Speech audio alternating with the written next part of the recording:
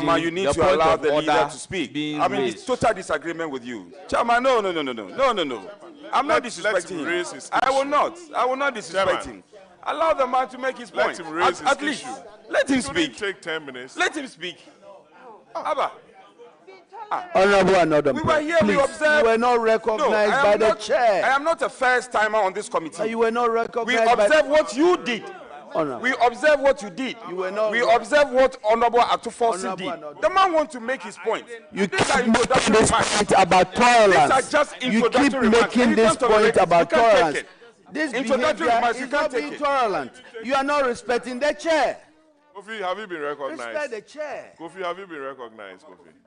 Yes. You know it. You know I respect the chair. You have not been recognized, and you are equally interfering.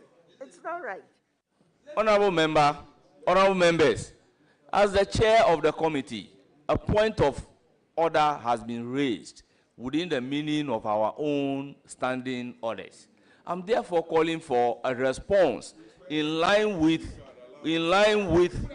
the point being raised.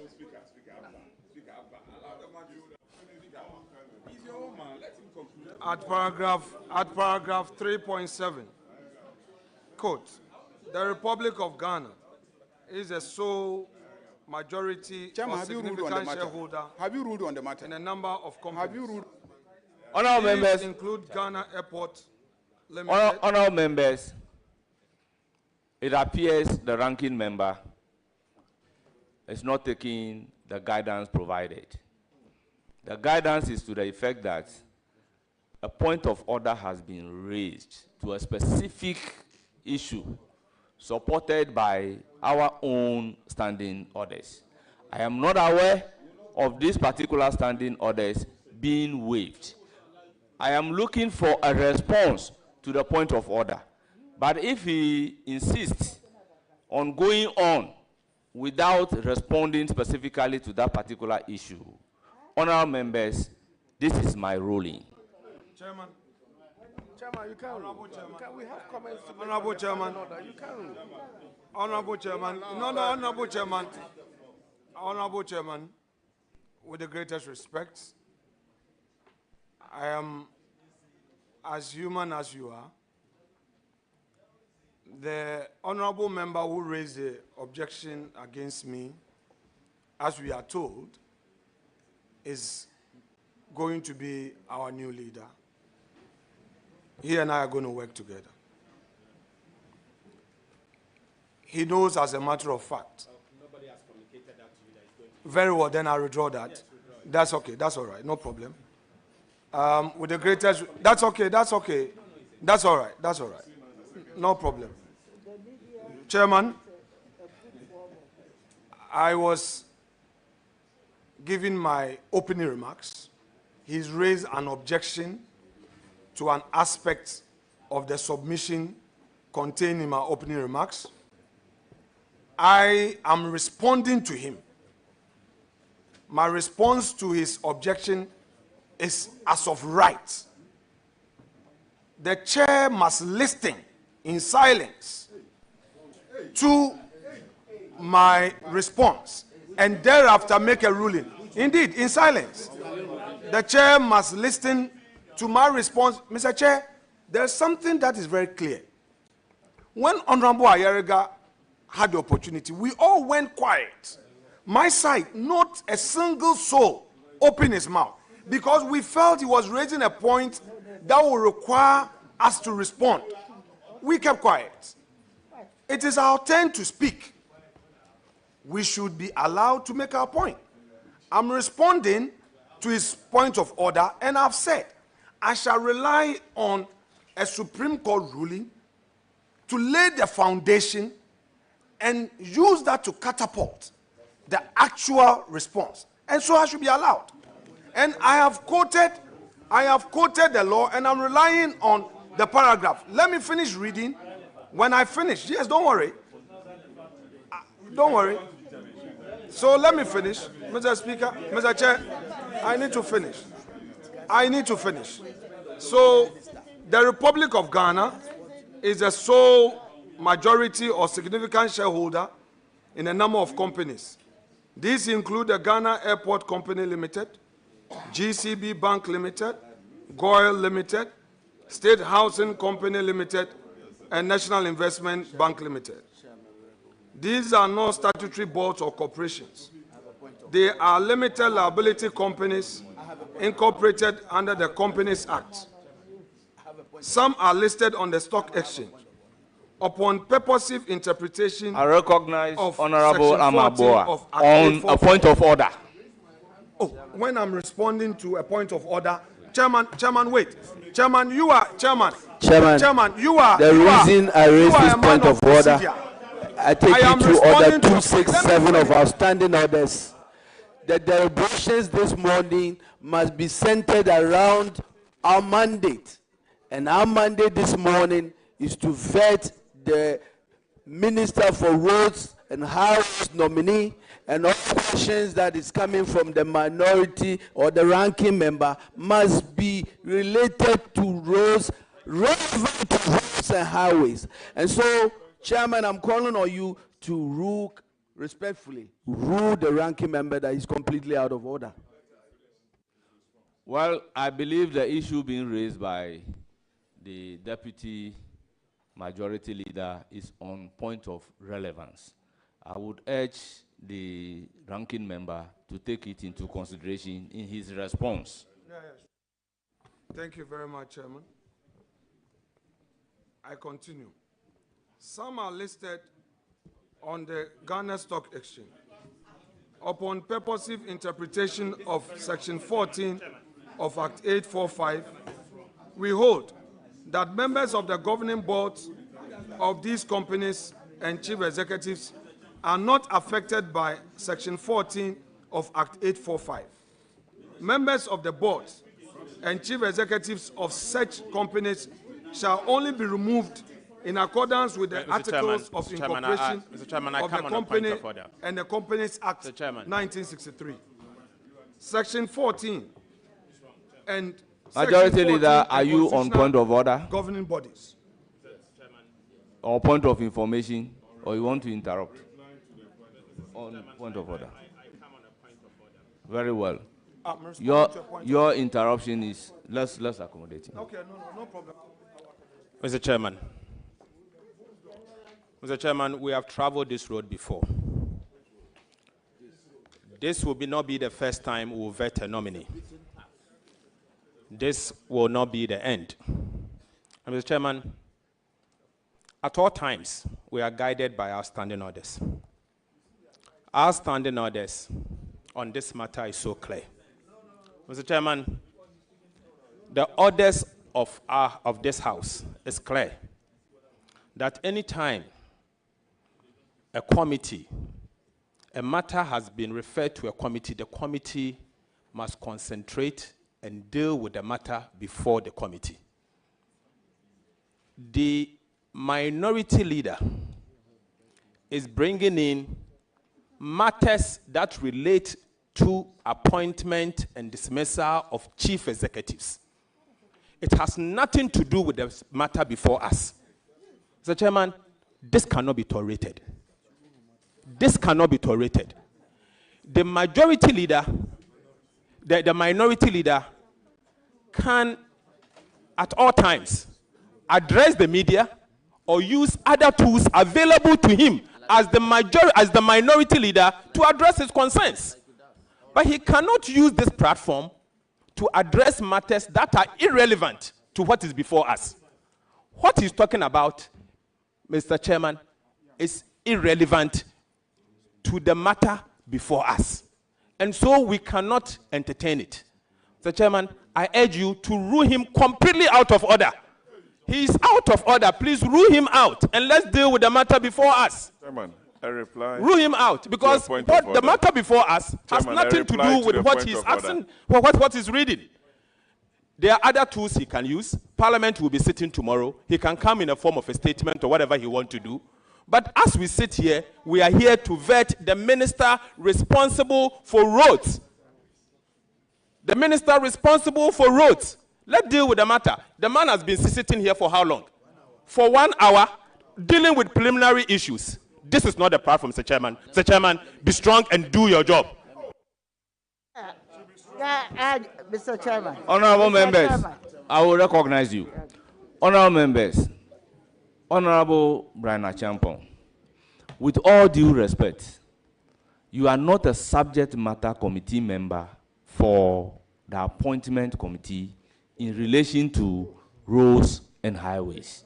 Therefore, you do not have the right and you cannot be given the platform to speak.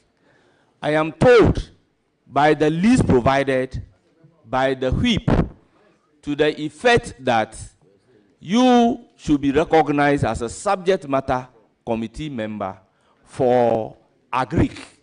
And I'm certainly going to give you, the floor when you get to the vetting of Agric. The composition of the appointment committee is by Standing Order 217. It is clear that the committee is made up of 11 members, and the committee should be assisted by leadership of the subject matter committee.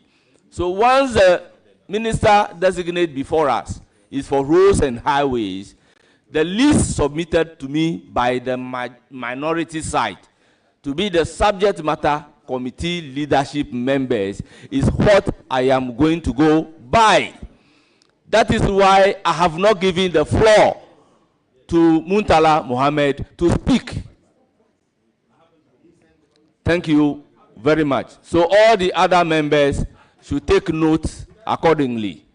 Honorable Deputy Minority Leader. All right, thank you, Mr. Chairman. I'm very happy that our honorable leader, the outgoing leader of the majority side, mentioned the fact that the issues that are being raised relates to appointment of chief executives and everything. Our committee's name is Appointments Committee. If there are issues, no, let me tell, it's not just whether ministers or not. What I believe that we need to be tolerant with each other. Let people, it's a preliminary issues that he's raising, and he should be given the chance. If there are some flaws in appointment, I think that one we should listen to. You cannot rule him out. I recognize Honorable Roxanne Nelson. Chairman, thank you very much. Chairman, first of all, there's no rule of this House that demands that the ranking member to the appointment committee must necessarily and willingly deliver an opening remark. It is not binding at all times. So if the invitation is a courtesy, if he continues to abuse the courtesy, it has to be withdrawn. And he's aggressively abusing this courtesy in a very prolonged manner. So I suggest that that courtesy be withdrawn. So we deal with the matter at hand. If he gets his turn to ask questions, he could frame the issues he's raising in the form of a question directed at the nominee. If the nominee is minded, he will respond. If it's not, he may not answer.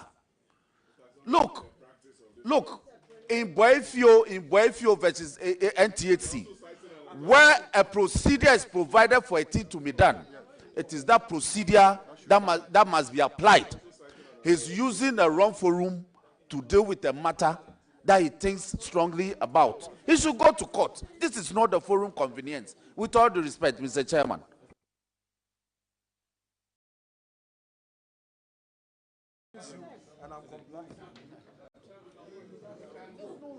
Honor. Okay. Let me hear from the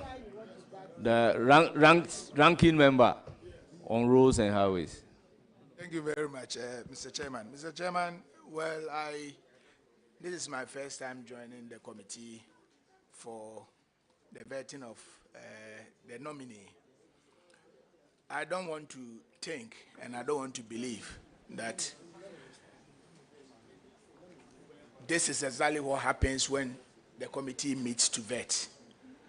I believe all of us are members of parliament, and at a point in time, we have to accommodate each other. I've seen the back and forth. We've been spending almost an hour going back and forth. I would suggest it's your ranking. He is deputizing you.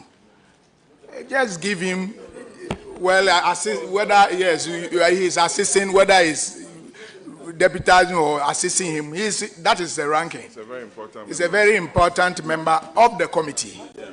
And I will plead with you, Mr. Chairman, if it is 5 minutes, 10 minutes, we have been raising point of order back and forth on this matter. Just give him 5 minutes to wrap up and let us move on. Other than that, well, honorable members, yes, I have listened to all of you, and I'm inclined to say that it is trite learning. When a procedure is set down for a right to be exercised, it is that procedure alone that must be used in exercising the right. He mentioned the case of Boyfio versus NTSC. I want to add the principles established in the case of Ashcam versus Karam. It is also true that when a matter is referred to the committee must limit itself to the referrer. The referrer to the appointment committee has nothing to do with the appointment of chief executives. I believe it is for a stated reason that the framers of the Constitution does not allow chief executives to be vetted by Parliament. It is for a stated reason that our standing orders do not allow vetting of the chief executives. So any issue relating to the appointment of chief executives, it is not a matter for consideration by the appointment committee. I would therefore urge upon the ranking member not to introduce any matter which is not within the ambit of the appointment committee. Let's limit ourselves to the referral by the Speaker of Parliament, and we can make progress. Any matter which is not within the ambit of the appointment committee is hereby ruled out of order.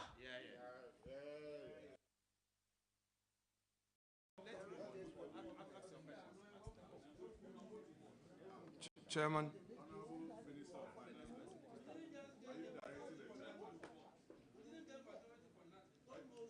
Honorable Ranking and Minority Leader, please conclude. Chairman. Chairman, I am happy that you have referred to some Supreme Court rulings, and my respected colleague, Roxanne Defiamapo, also referred to a Supreme Court decision in his submission. I will therefore rely on the same right to proceed in my response to the objection you gave by relying on the Supreme Court, Honorable Ranking. That I was reading. Honorable Ranking. Chairman. Honorable Ranking Member, I believed my ruling is loud and clear.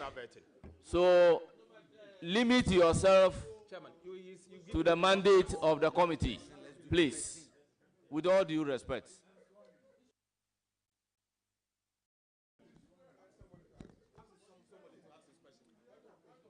Paragraph 3.8. The Constitution establishes a number of governing bodies for public services. Honorable Minority Leader, These include you the are Judicial again Council. out of order. Honorable Minority Leader, you are out of order. Honorable members, can we proceed? Chairman. Honorable members, can we proceed? Chairman. Honorable members, you cannot ask your members to on the mic. Chairman. Honorable members, let's proceed. Chairman.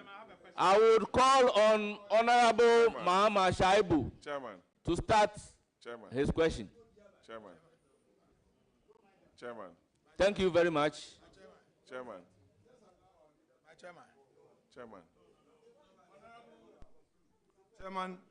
Chairman, I have objections. Chairman. Thank you very much, Chairman. Chairman, I object. Honorable nominee. Chairman, I object to the conduct. Congratulations, Honorable so nominee. Honorable Chairman, we cannot go. Honorable nominee. We cannot go on. Congratulations. In this way. One more time. No.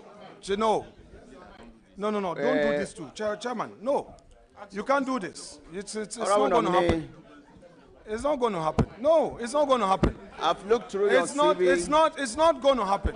The question Chairman, of competence. It's not going to happen. It's not in doubt. I've accorded you every courtesy. Honorable nominee. We've accorded you every courtesy. May you listen to me? We've accorded you every courtesy. Honorable nominee, the former roads minister. Chairman, we have accorded every courtesy. Was your approach is not what we had agreed on. And he said that yes, the NDC government had left behind 1 point.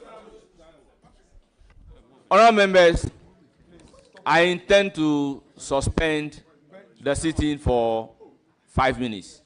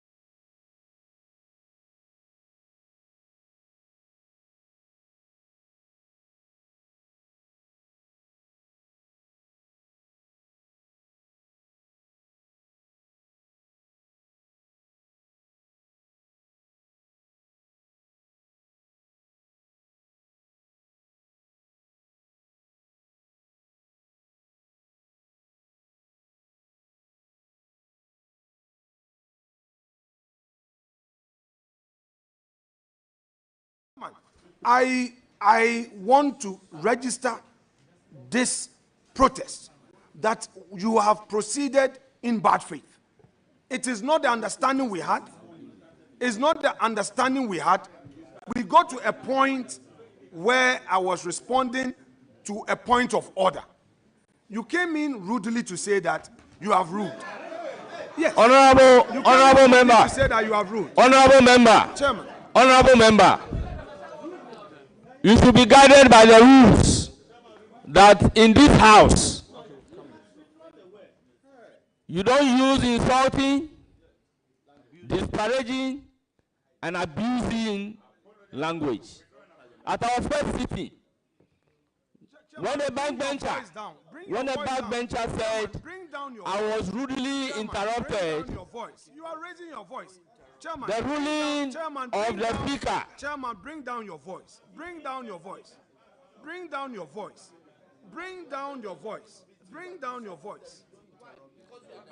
Honourable members, at our last sitting, when a backbencher used the word rudely interrupted, we all observed that the speaker ordered her to withdraw the word and apologize. I do not foresee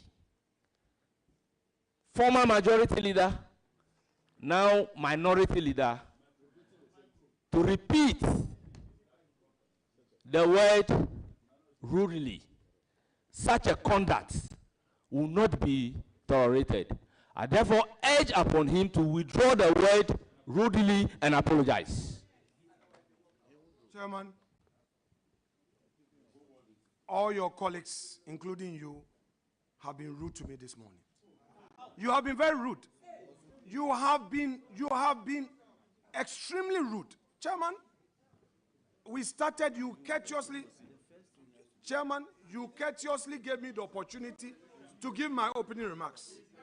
In the process, Honorable Ayariga came in. In the process, Honorable Roxanne Dafiamakpo came in.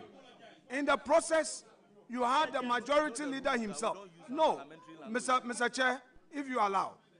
Mr. Chair, if you allow. Point of order. We have had situations where, whilst I was responding, your colleagues came in rudely. I kept quiet. You again said we should have a moment outside to have a discussion. Then out of the blue, you come in to give the floor to Honorable Ahmed Shaibu. Mr. Chair, I told you that you rudely interrupted my submission when you had given the opportunity. Again, you realize that Honorable Ahmed Kofi-Boah, without giving him the opportunity, he came in to interrupt. Even the Honorable Ayariga, on 2 occasions, he interrupted, and I kept my calm. Chairman, it is upon the 2 of us to steer the affairs of this committee. I think that as chair, I didn't say co-chair. You see, Chairman, you see the rude interruption? Chairman, you see the rude interruption? They will not listen. Chairman, your members will not listen. We listen to you. They will not listen to us. We listen to you. They don't listen to us. Mr. Chairman, we listen to you. You don't listen to. I'm not saying, Chairman, let me finish. Chairman, I am. No. But you.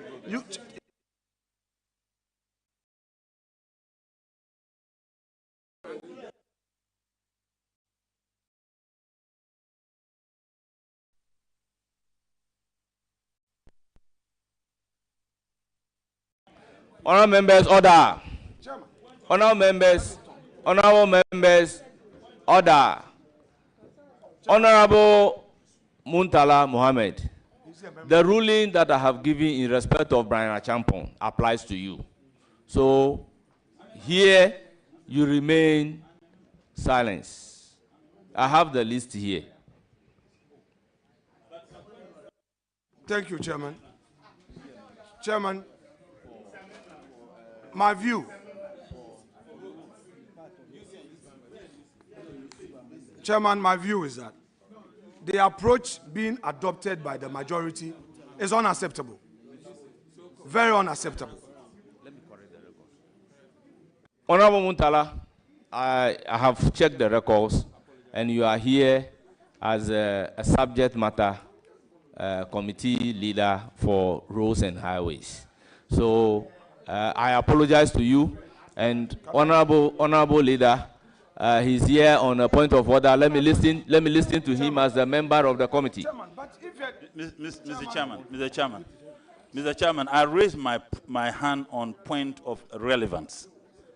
Mr. Chairman, this committee is an extension of Parliament.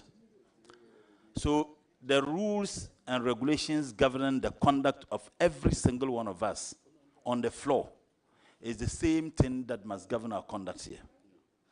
Nobody has any right to start speaking when he is not asked to do so by the chair. I get the sense that everybody does what he or she wants. More so when they put on the mic. Of course, even at plenary, you can make any comment as long as you don't speak in the speaker. When you are not recorded, every single statement that is made here, every single statement, the difference between myself and you is that I attended side too, but I'm here with you, sharing the same. You've forgotten. We are here. So, Mr. Chairman, I'm saying that nobody has any right to make any comment except that he is given the opportunity to do so by the speaker. When you gave your ruling, that should be the end of any discussion on the matter. And I'm surprised that my good friend, Honorable Afenyo Markins, this is his 4th term. I came to Parliament with him. I expect him he understands the rules. He has been the majority leader. He should be the last person who should be engaged in disregarding the rules governing the conduct of members of Parliament, most members of this committee. So I'll urge him, once the speaker has given his ruling, that should be the end.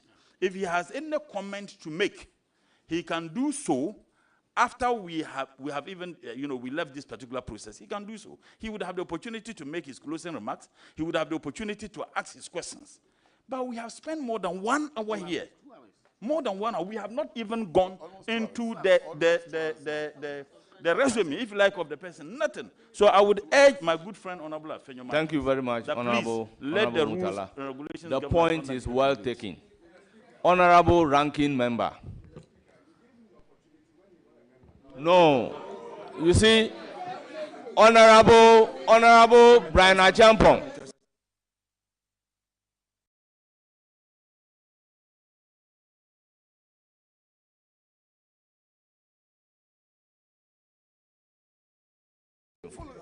Honorable members, order. I apologize to him because I've not advented my mind to the list before me. And by adventing my mind to the list, he is here in his capacity as a leader for the subject matter committee, which is roads and highways. That is why I have given him the floor to speak. Honorable members, the issue on the floor is that Honorable Ranking and Minority Leader use unparliamentary language, to which rudely interrupted, which is similar to what a backbencher has done the day of our very first sitting. He was asked to withdraw and apologize. Similarly, taking a lesson from that, having used the same word, I am urging upon him to honorably withdraw the unparliamentary language, apologize, and let's make progress. Chairman,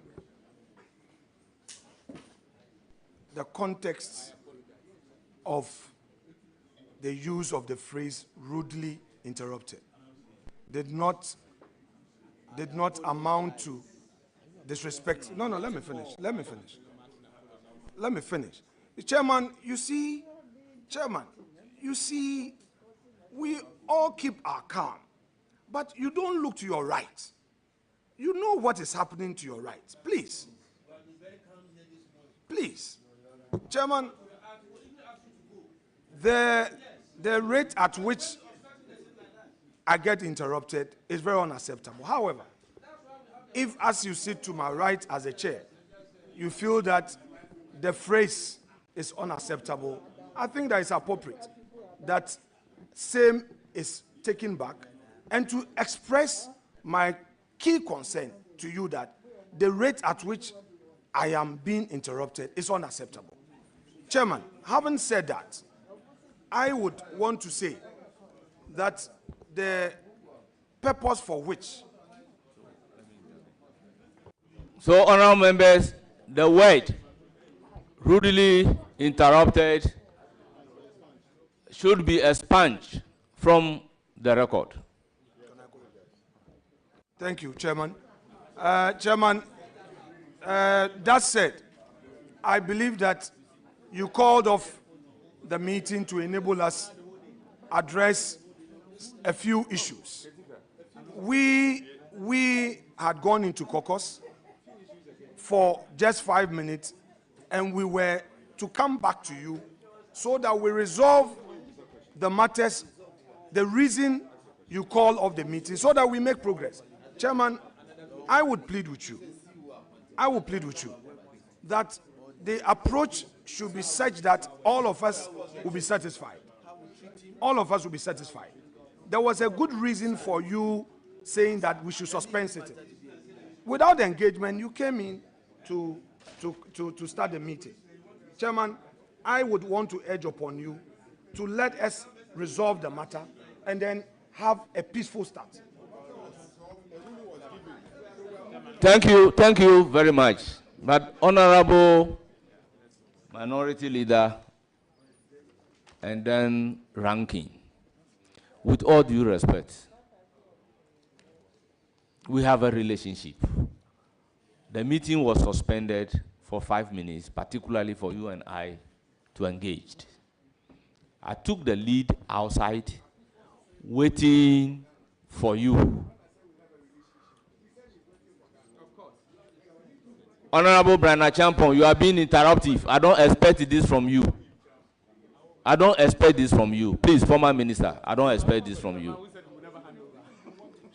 When I walk out, I was waiting for you. You did not come to tell me anything.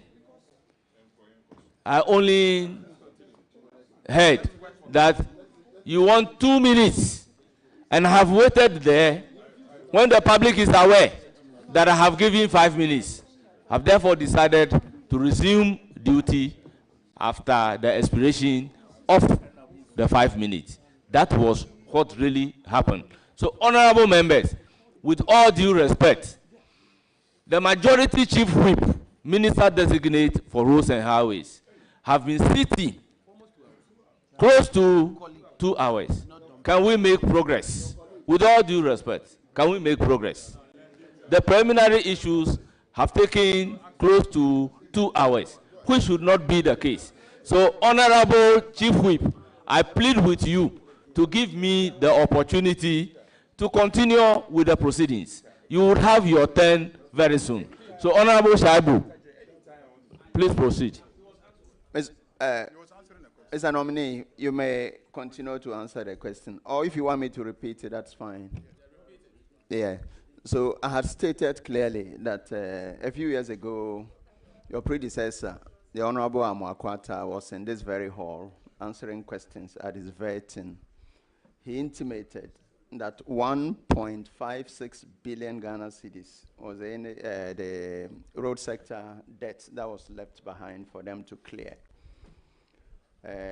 I trust that they would have cleared all by now. What is the status as we speak? Thank you. Thank you, Chairman. Once again, I thank my colleagues for giving me the opportunity to appear before them. Yes, the question asked by my respected colleague is something the whole country must pay attention to.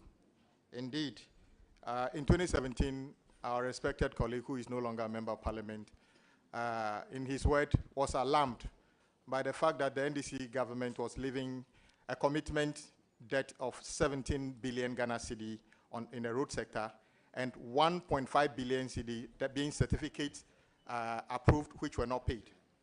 At the transition committee, it turns out that as of today, I've not been to the ministry yet, what they presented to the committee, the NPP government is leaving a minimum of 100 billion Ghana cedi commitment. What you should be worried about, though, is that in that same document, they are saying that certificates unpaid as of today from GOG amounts to about 20 billion Ghana cedis. The ones with road fund is about 15 billion Ghana cedi. What you should be more worried about, my brothers and sisters and colleagues listening to us from outside of this hall, is that if you take the indebtedness up to 2025, which is the road fund debt alone, out of the 15 billion, look at these details. In 2018, we were owing about 113 million Ghana cedi. The interest on the 113 million Ghana cedi this year will be 665 million Ghana cedi. The debt was 113. The interest on the 113 is 665 million. When you take 2019, 210 million. The interest on the 230 million is 960 million Ghana. 2020, we were owing 424 million. The interest on the 424 million is 1.5 billion. 2021, the debt was 616 million. The interest on that is currently 1.69 billion. 2022, 693 million, and currently 1.4 billion. The question is, how do I explain this to the taxpayers in Adaklu? That we owe 113 million, and the interest on the 113 million is 665 million. I believe the issues about the road sector concerns all of us. Everybody here wants better road to our communities. These are not monies that have been thrown away, but it's because of the way contracts are written in this country, which says that if somebody raises a certificate and you don't pay after a period of time, 30% interest accrues on it. So this, as a result of the 30%, we are made to pay 15 billion on road fund alone. The question is, the 20 billion that is, GOG, what will be the interest on that? Nobody knows. If the interest on 4 billion is together 15 billion, imagine what it will be. So I believe the way forward, if I am approved by this House, is to sit down with the finance minister to see how we can deal with it. This cannot continue. This is not value to Ghana. This is not value to the contractor. This is money being wasted. We cannot accept that you owe somebody 4 billion, and in this year, you are going to pay a total of 15 billion, that is principal plus interest. This cannot continue. This is something that the Ghanaian taxpayer, it means that today, if you collect 10 billion tax today, you are going to give the 10 billion tax as tax waivers, which is, not tax waivers, like interest, which is nothing. So, Honorable Chairman, this is a very serious matter, and I want all countrymen and women to avert our minds to it. This is not about NDC or NPP. Like I said, these road projects are in our communities. So how we deal with it is something that must attract the attention of our country so that we put a stop to it. This is not sustainable. Thank you, Chairman. Thank you very much, Honorable Shaibu. By the rules, you have one follow-up question relating to the answer provided. Do you have any follow-up? Yes, Mr. Chairman. So please proceed with your follow-up. Honorable nominee, you have stated clearly that interest is one of the biggest problems that we have. If you look at the composition of the debt, understandably, you don't expect a contractor who has gone to borrow at 50% interest to do your work, and then you expect him not to add whatever he has on it. So is it a question of contracting, which you intend to look at, or a question of looking for other sources of funding to pay off contractors as quickly as possible? Thank you. Thank you, Chairman. It's both. Indeed, not every contract in our country attracts interest in terms of delays. So, and I also agree with you that when a contractor gets a project and is encouraged to go and borrow money to execute that project, and he goes to borrow money and is paying interest, and when he raises certificate and is not paid, of course, the bank is expecting him to pay the principal plus the interest. But what I'm saying is that this cannot continue. I don't know how the finance minister is going to fund this, because I foresee easily a situation where he's going to have to find 50 billion. And out of that 50 billion, majority of that money is not work done in your community or my community. It's interest. And I don't think Ghanaians will be happy with any of us. So the finance minister's responsibility will be to sit down with the sector ministers to deal with this unsustainable interest compounding daily, including today, so that we can make it possible for us to derive value for the monies we spend on our projects. Thank you, Chairman. Very much. Honorable Chief Whip. Okay, Chairman, thank you very much. Let me... No, you hold on. Chief Whip, congrats. I heard you quite well when you spoke at length, looking at the interest and debt that has accrued over the years. And you beautifully also added that when this House is gracious enough to approve you, you will sit with the finance minister. That was your first statement. And then you also wondered how the finance minister will navigate in the face of the difficulties. I also know you have been ranking on the Rules Committee for a while. If you put all together, you should be telling us solutions. And being aware of all these challenges, what are some of the solutions you want to profess in the wake of the difficulties we have? Yes, we are all aware of the difficulties, the interests, and all that. What are the solutions? I heard you on your political platform and all the good things you said, referencing your manifesto and all that. Tell us some solutions. Yes, thank you very much. I think this is a very important question.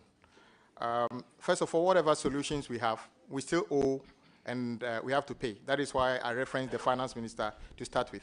How is he going to raise the money? I don't know at the moment. It is his responsibility to raise the money. But I think additionally, what we should be doing is to sit down with the industry players, contractors, and the agencies that are awarding road contract. We need to sit down with them.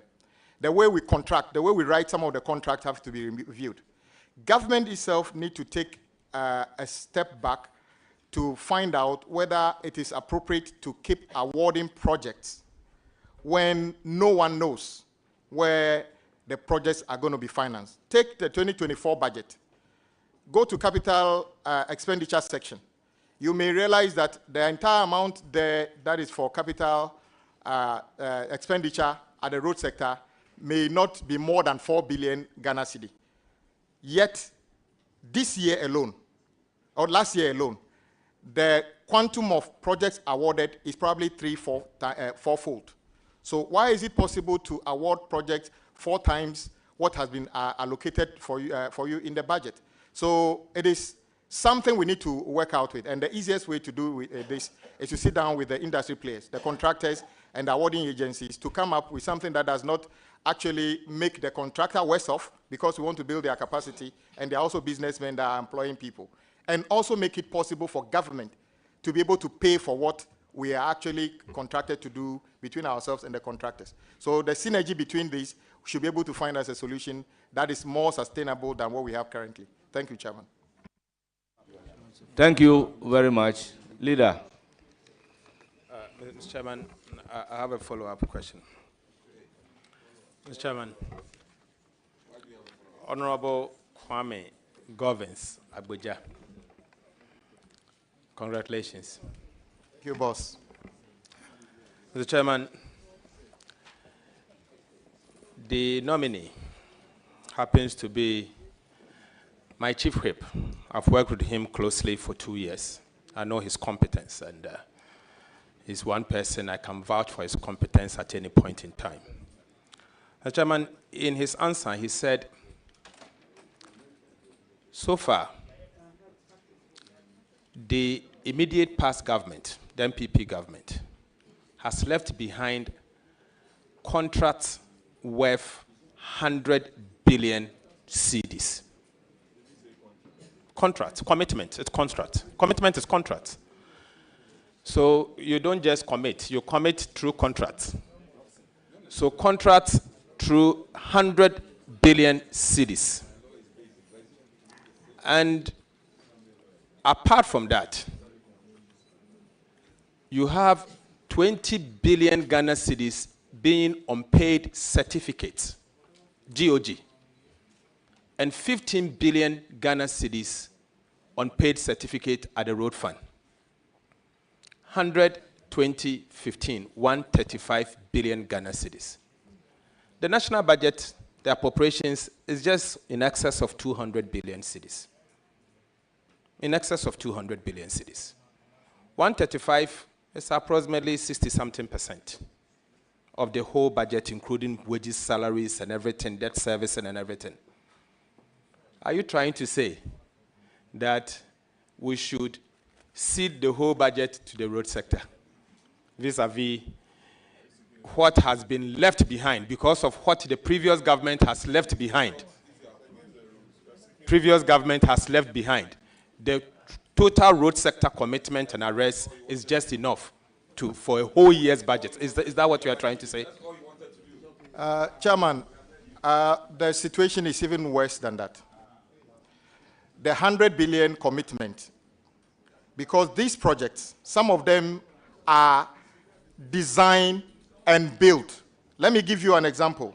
On the way to your own constituency, the rehabilitation and upgrading of Kasua to Akoti Road, the contract sum is about 1 billion Ghana cedi. That's lot 1. And then that is kilometer 0 to kilometer 12. Akoti to Winneba, that leads to the respected minority leaders constituency. That one is 987 million Ghana cedi. The remark is that new figures to be agreed. What it means is that these figures are not stable. So the 100 billion I gave you is not cost to complete. This is the projected figure as of the time this report was prepared. So you would surely have to find extra money by the time you complete this project. So cost to complete will be more than this. Do I expect you? No, because education, healthcare, even the salaries of teachers and ourselves have to be paid as item 1 things. That is why I think the way out is to sit down. Maybe everybody involved in this must be prepared to take some level of responsibility. How we do it, I'll defer that to you as the finance minister. Thank you, Chairman.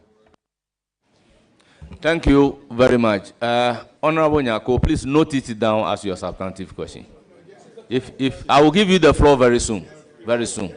Honorable Shaibu, your second substantive question. Chairman, most grateful. Honorable nominee, one fine evening, we're seated and a Minister of State writes a letter asking that all toll booths and bridges be suspended without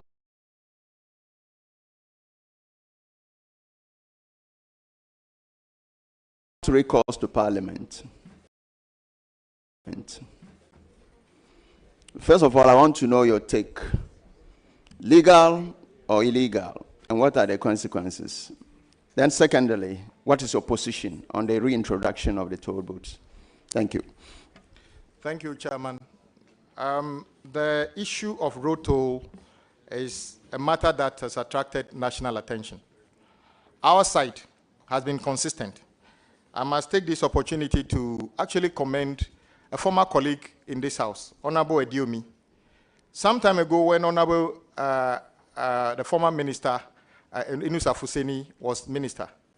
The accruals to the road fund was just around 250 million annually. We sat down and found out that we could enhance that, which means more money will be made available to improve our road. Honorable Ediomi was the ranking at that time. He worked with us, and we worked with the finance minister. That is why you saw the road fund accruals increase in that year to 1.25 billion, and today it's over 2 billion. When the issue of the road toll started, our side, Honorable former minority leader, together with me and the former road minister, Honorable Makwata, decided to caution government that do not cancel or suspend road toll. Let's rather find ways of plugging the leakages in terms of the collection and enhance it. Honorable Haruna and myself met Honorable Amakwata and gave our commitment that don't cancel it. Indeed, we were surprised on the day the road toll, they claimed they zeroed it. For me, it was an act of illegality. Yes, they said they just zeroed it. But it was, a road fund has got an act. It's a law. So you couldn't unilaterally do that. As a result, I believe there was some level of negligence in the way it was done.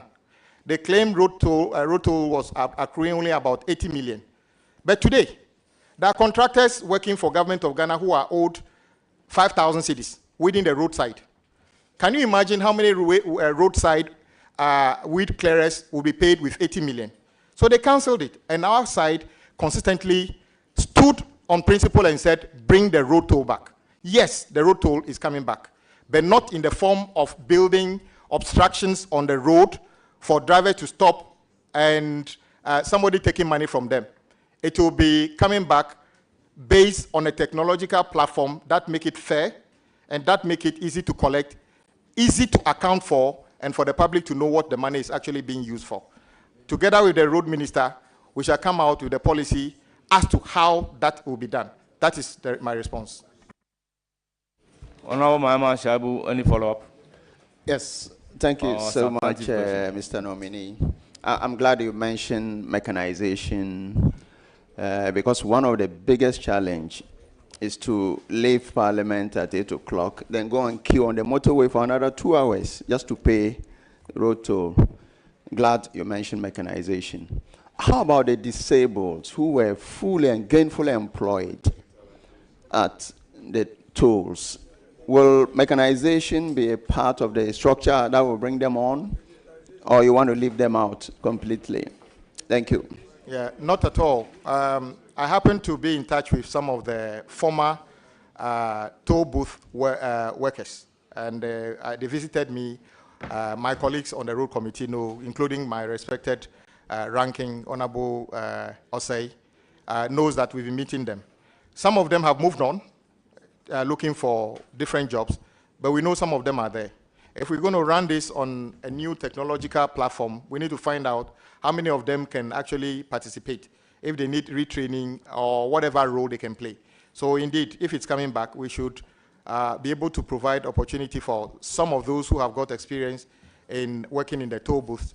Though there will not be toll booths, if we can re-engage them in other sectors, we should be able to do that. Thank you, Mr. Chairman.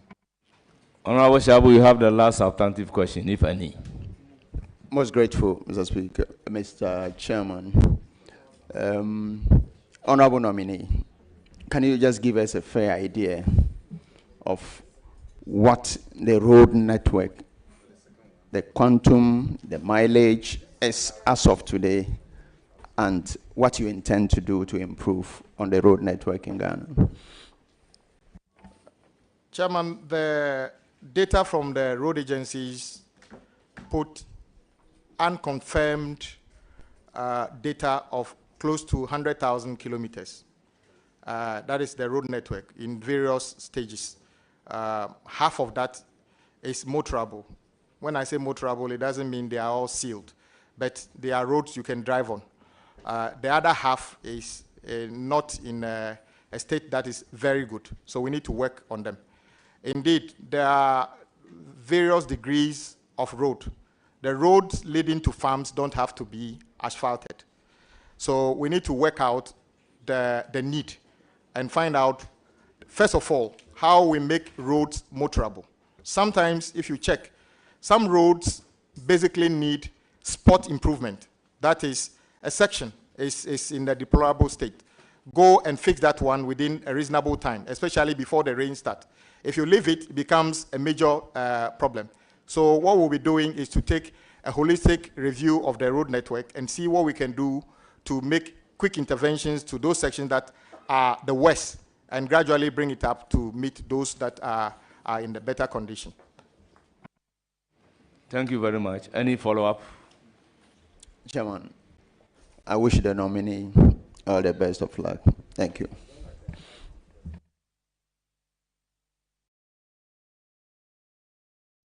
Thank you very much. Honorable Chief Whip. Honorable, my good friend, Chief Whip, on the toll, I'm happy how informed you are. And I can testify a number of discussions I've had with you personally and your professional advice you've professed.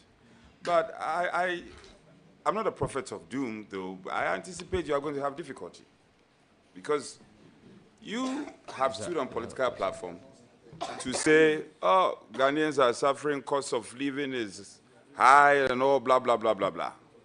How are you going to justify the introduction of some levy or tax against all the things you've told Ghanaians? Don't be careful you don't attract the anger of the Mr. President, because Mr. President has said that the price of Kenke is going to reduce.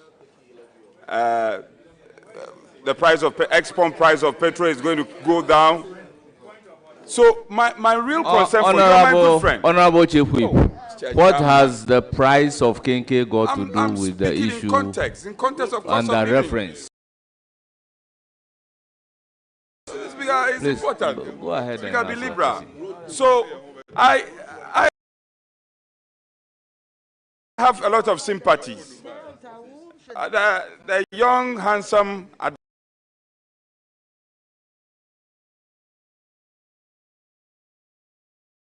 member of parliament, arguably very successful Chief Whip. How are you going to balance the scale? You are introducing a levy, a tax, and yet your party, who has won to become constitutional government, has said that cost of living is going to go down. Would your levy reduce cost of living or to rather increase it? And how are you going to have the confidence to introduce it? Thank you very much, Chairman. The good thing is that the reintroduction of road toll was part of what we put before the people of this country, which led to this emphatic victory. They are actually expecting us to reintroduce road toll and make sure the accruals go to improve the conditions on our road. I have never met any driver who says, I don't want to pay road toll. What I hear them say all the time is, we are paying the road toll. How come our roads are still like this? So as long as we can prove to them we are using this money to improve the conditions on our road, I am sure they will be able to accommodate. However, you are also aware that when my boss, the majority leader, took the chair here, he suggested some of the draconian taxes that are going to be removed in his first budget. Those savings would make more meaning to the ordinary Ghanaian. E-levy is going, and it's a promise the president has made, and it is going. And I'm sure your constituents are going to be happy to see e-levy go. Betting tax is going, and I'm sure the young people in your constituency are going to be happy to see betting tax go. So I know you mean well. Together in the House and together with my colleague, Honorable Osei Nyako, and the rest of the committee, we are going to work together to make sure the reintroduction of the road toll, together with the Ministry of Finance, makes sense, it's fair, it is collected fairly, and also it is applied to things that matter to the people of this country. Thank you. Honourable members, it's now the turn of Honourable Kennedy Osei Nyako, Subject Matter Committee member. Thank you very much, Mr. Chairman. Honorable nominee, congratulations. You and I have come a long way. He happens to be my ranking, and today he has been nominated to go and hold a ministry that he, at the time, as a ranking, was vociferous and wanted to see things done right. I only wish you well, and I hope you're going to do exactly what you had believed in whilst you were holding government feet on fire. But I have a few questions for you. Just a quick one. I want to understand what is the difference between commitment of the ministry and the indebtedness. I want you to explain that one for me. Okay, so commitment is basically all the road projects that are active, not completed. So we put a figure, the easiest way is to put the contract sum together. That is the commitment. So if you are budgeting, you need to put money aside, knowing very well what number is due to be paid. That is certificates cleared by consultants, either third-party consultants or agency, feeder roads, highways, urban road. That means that you should be writing a check to the contractors or transferring money to them. So that is the difference. One is work on site or yet to be done or certified. The other one is certified work. That is the difference between commitment and debt. You say that Is it a supplementary or a substantive? Supplementary. Very well. Did I hear you say that the arrears, the current certificate, and GOG. And most contractors these days, in the past, it used to be people wishing their projects are under road fund because accruals are known. But since the days of the capping of the road fund, and if I tell you the road fund story here, it's a very sorry story. Most contractors wish their projects are funded by GOG because then the finance minister is the one who pays. So GOG is currently about 20 billion. And interest plus capital for road fund is what is 15 billion. Okay. Any further question? Yes. Honorable nominee, have you cited the presidential transition report on roads, and are you familiar with the figures in terms of certificate that is pending for the ministry to pay in terms of arrears? Have you cited it? The interesting thing about certificates is that even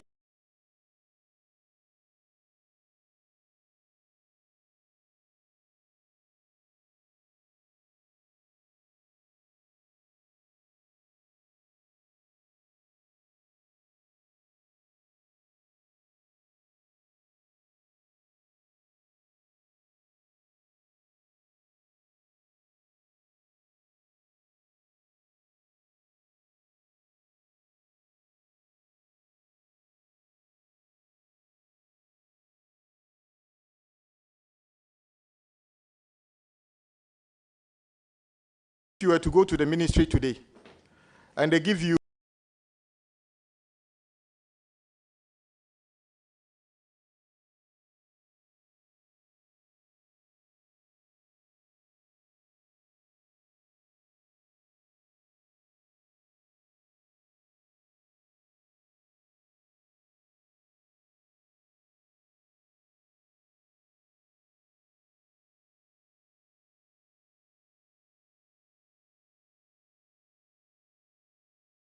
money as money they owe.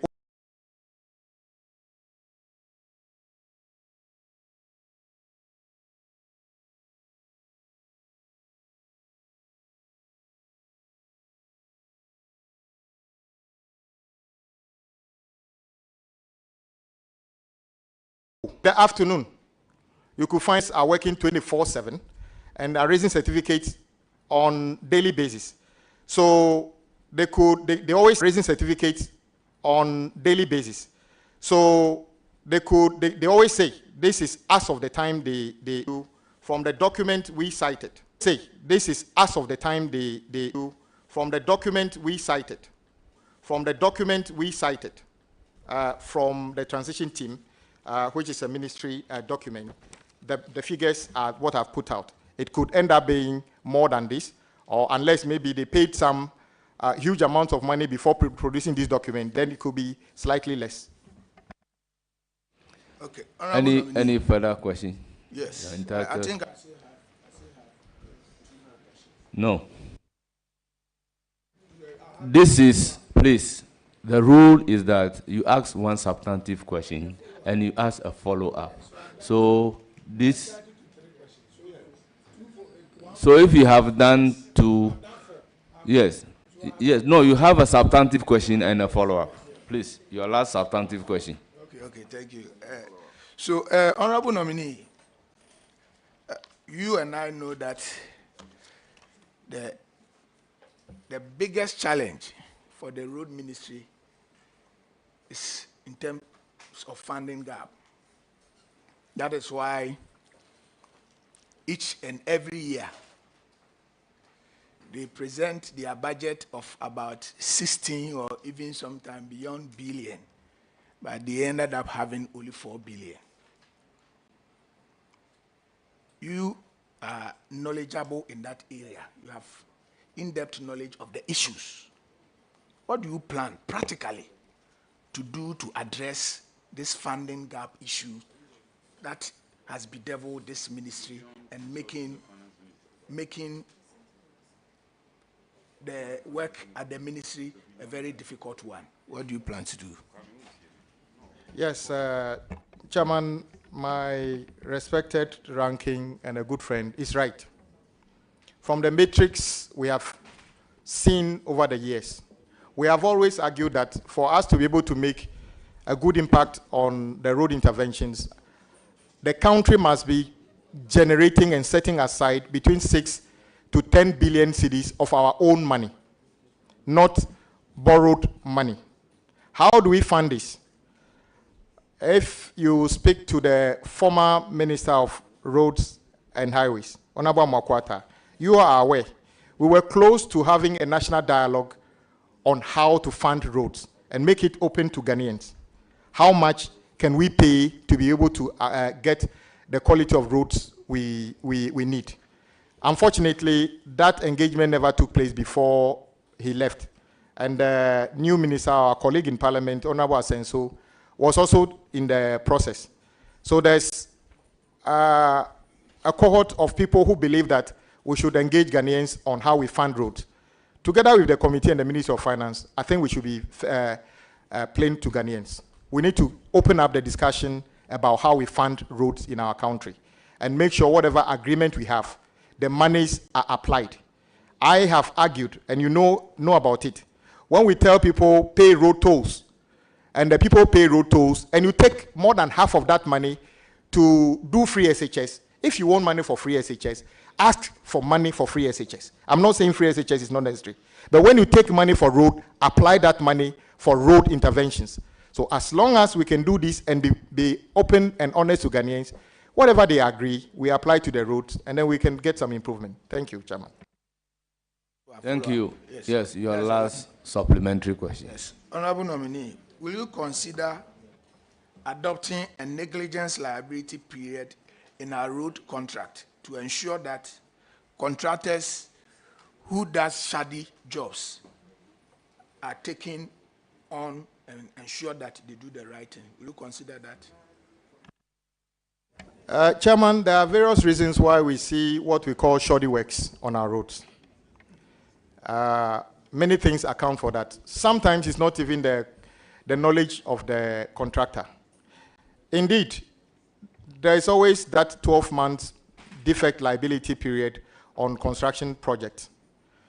But sometimes, especially if you watch asphaltic overlay, it embellishes the problem so neatly for few months that you may never know what is beneath. But after a few months, you realize that it has failed completely. Not only the contractors. I'm an architect by profession. If I practice elsewhere outside this country, the employer insists I take professional indemnity insurance before I touch his or her work. I.e., so if the work fails, he can draw on the professional indemnity to get some compensation. Is it time for consultants taking on huge government contracts to take the appropriate indemnity to cover the services they are providing?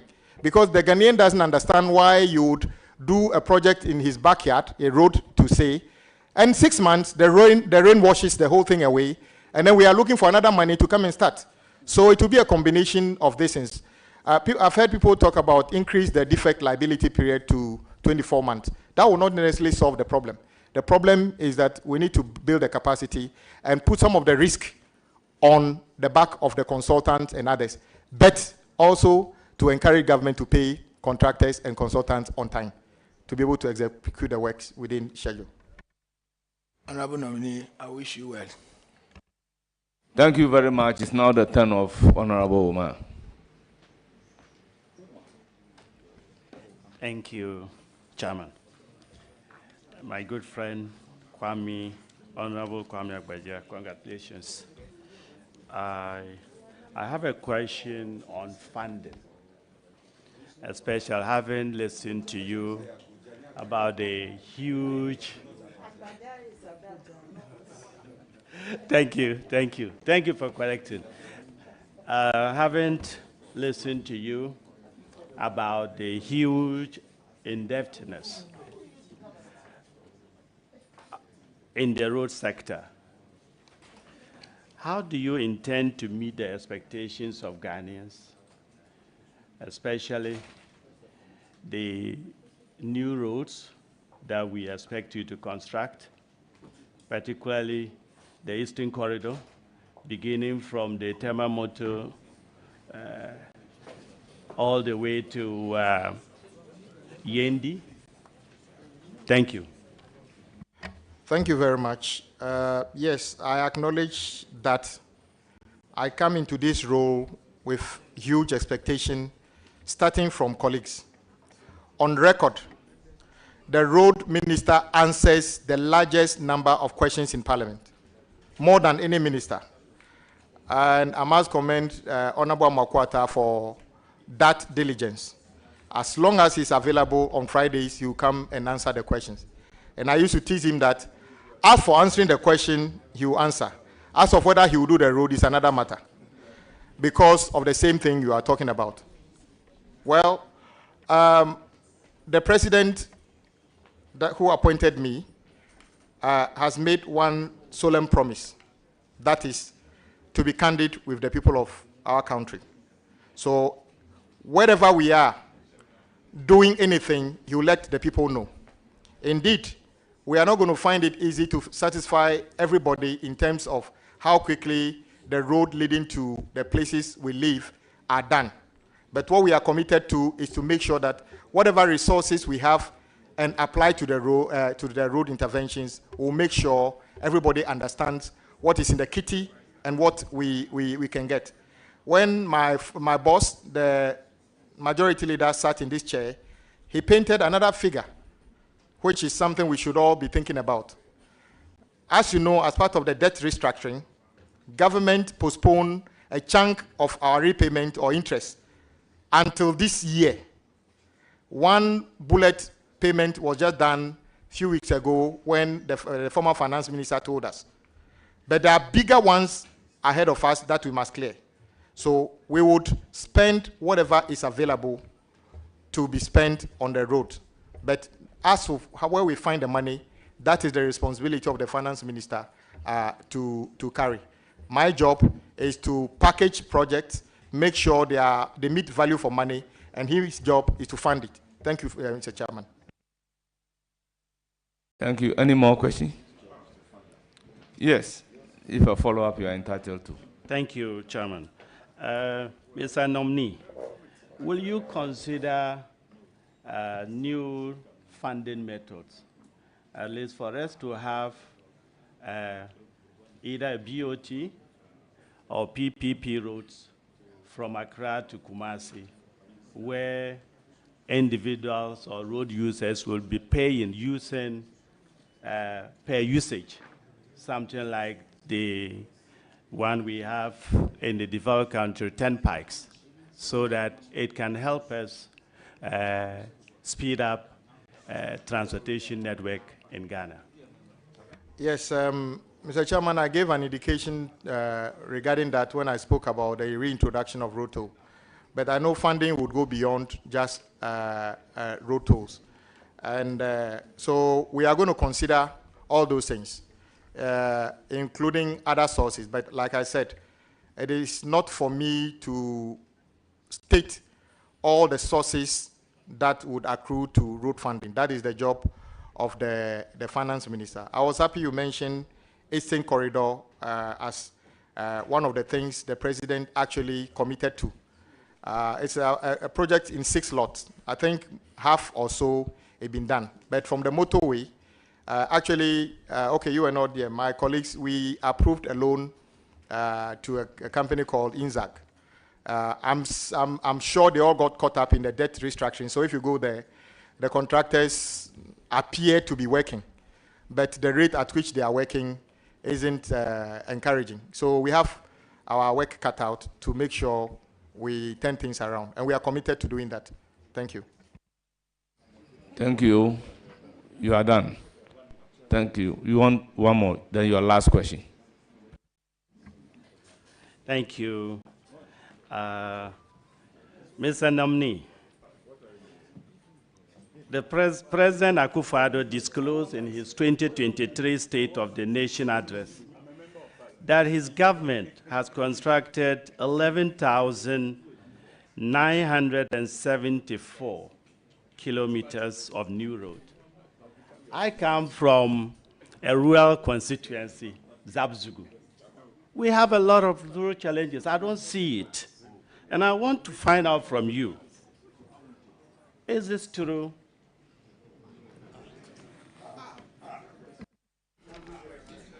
Mr. Chairman, yes, I remember the President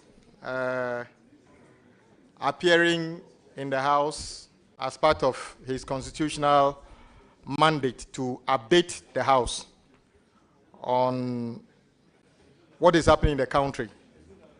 And he made us aware of a certain figure of, at that time, new roads.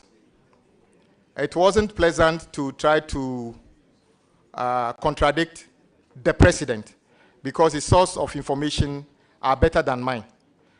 But the figure 11,000 just jumped out as new roads. And my side said that was a bit less than the truth.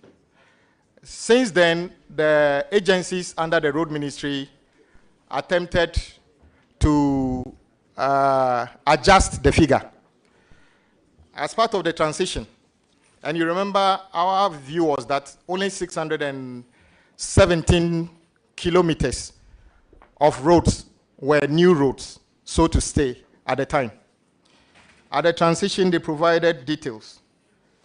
At the time of the transition, the new roads constructed is 673, which is not far from the 617 we talked about at that time, because it means that few more roads have been completed. So that issue is in a record of the of Parliament that indeed Ghana did not construct 11,000 kilometers of new roads since 2017. Rather, 673 kilometers have been constructed as new roads. The bulk of the work in the 13,624.25 kilometers is re-graveling and graveling. That is 6,185.90 kilometers. Thank you, Mr. Chairman. Thank you very much. It is now the turn of Muntala Mohammed, a subject matter committee. Honorable members, I am dealing with 9 on my right and 6 on my left. I am mindful of the standing order in 2177 to admit the leadership, but that one will not also make it 1-1. So allow me to chair and balance. Speaker, we will allow you. In fact, we will not just allow you. We will help you to lead and chair. But Speaker, I had already prompted you that, and in this house, you go to your left and then you come to your right, even though we are not seated as we often sit in the chamber. I had prompted you of an expression made by the Deputy Whip. So, Speaker, if you may indulge me, you have gone there. If you may allow the Deputy Whip to have a bite, and then you are not the chairman. Are you the chairman? Puntal, are you the chairman? You are not even a member of the committee. Honorable Chief Whip, I have numbers before me, yes, which I will have to balance. So I'm saying that on this occasion, I'm taking 2 and then coming back to. I will balance the number. Whoever should speak. Are you going by any ratio? Able to speak? Yes, yes, certainly, certainly, certainly. It will not last. It will not last. Honorable Muntala, you have the floor. Order. Thank you, Mr. Chairman. Honorable nominee, congratulations. My question is simple. In your first year, will you concentrate on completing the abandoned roads or incomplete roads, or you do it alongside with awarding new contracts? And I ask this question because there are several roads that have been working on for several. The Eastern Corridor one, for example.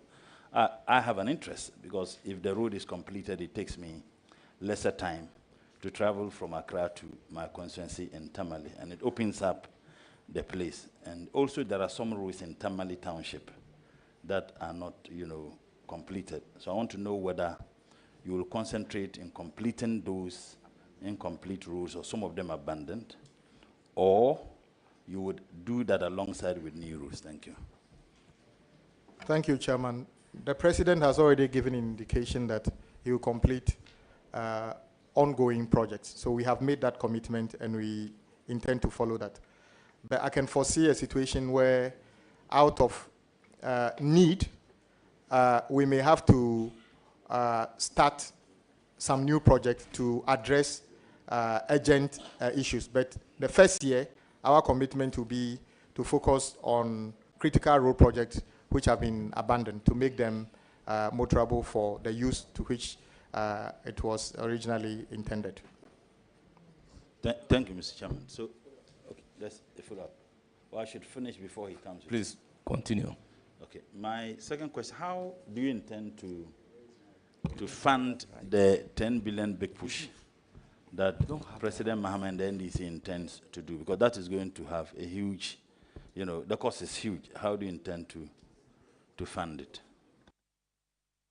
Chairman, the big push is President Mohammed's big intervention on infrastructure.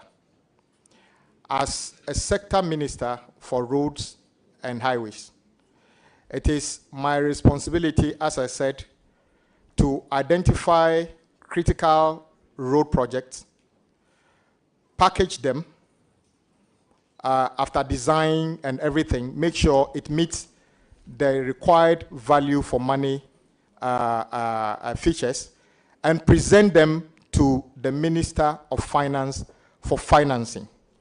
As we are all aware, the big push is a 4-year, $10 billion proposal. The projects that will go into this basket of projects ought to be cutting edge and the ones that make significant intervention in whichever sector. So they are not necessarily road projects worth 10 billion.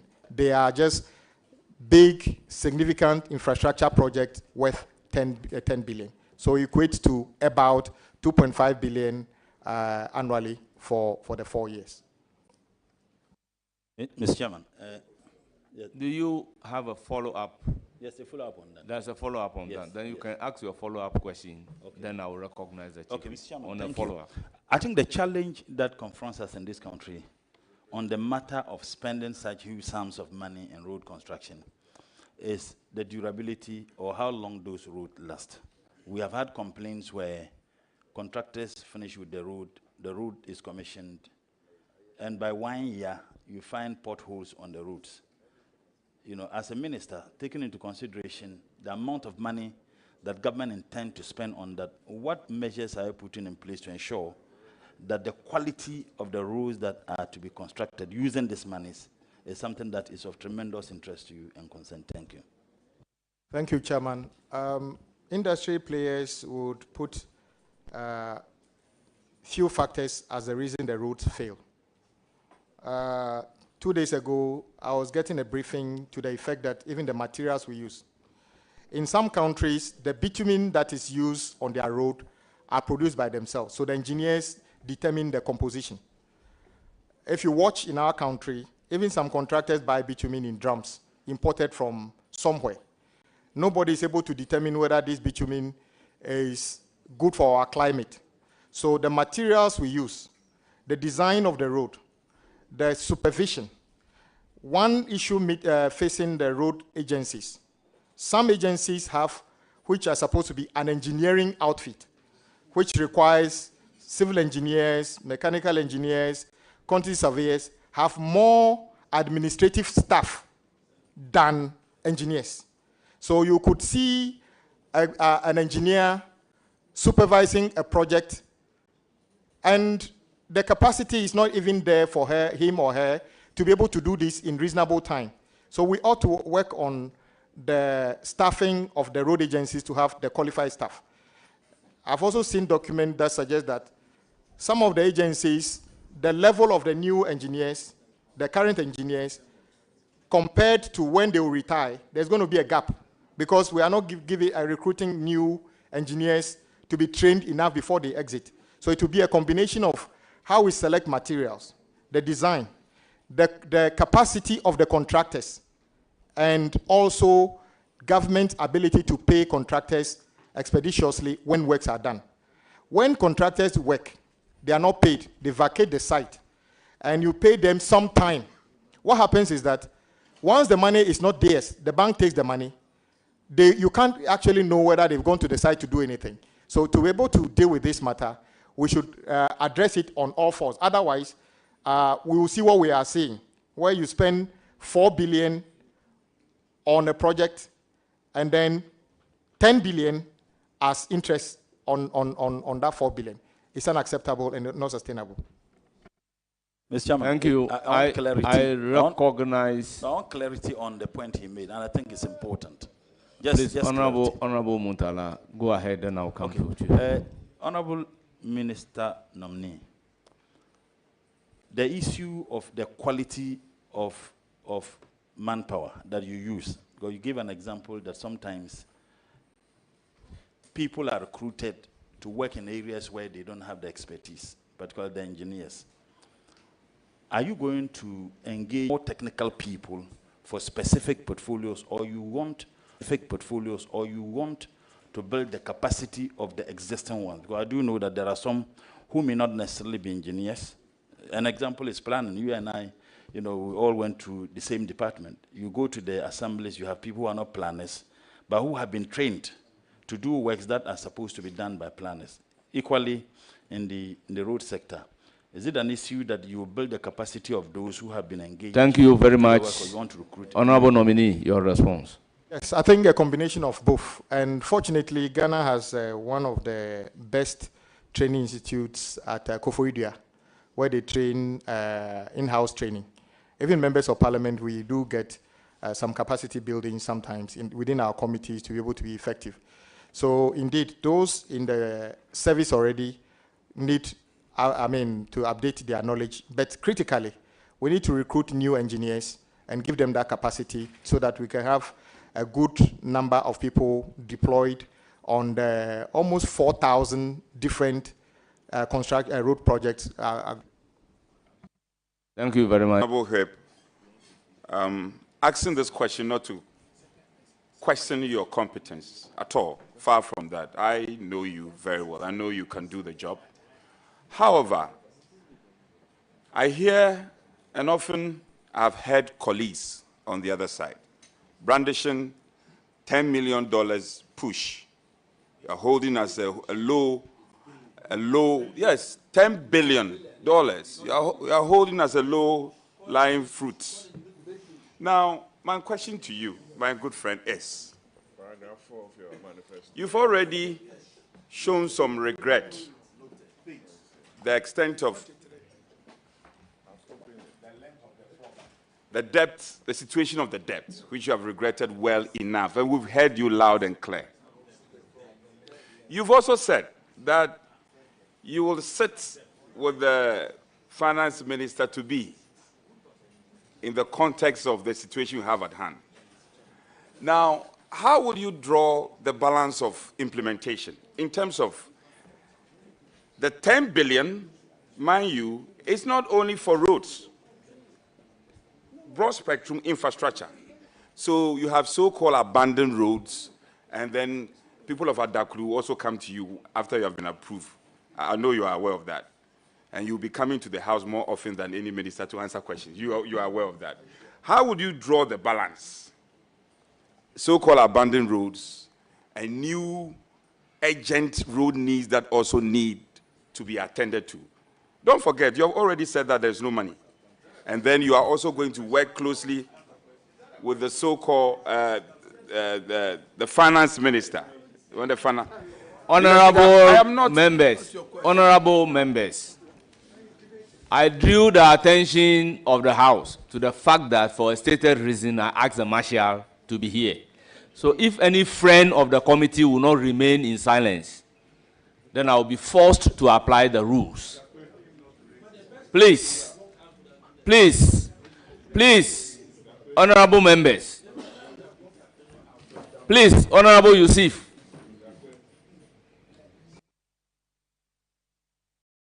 You see, I'm just talking about your big push. And you are not tolerant to listen. Honorable Kennedy Osenyako, let's listen to the questions being asked. Honorable Alasan Soini, please.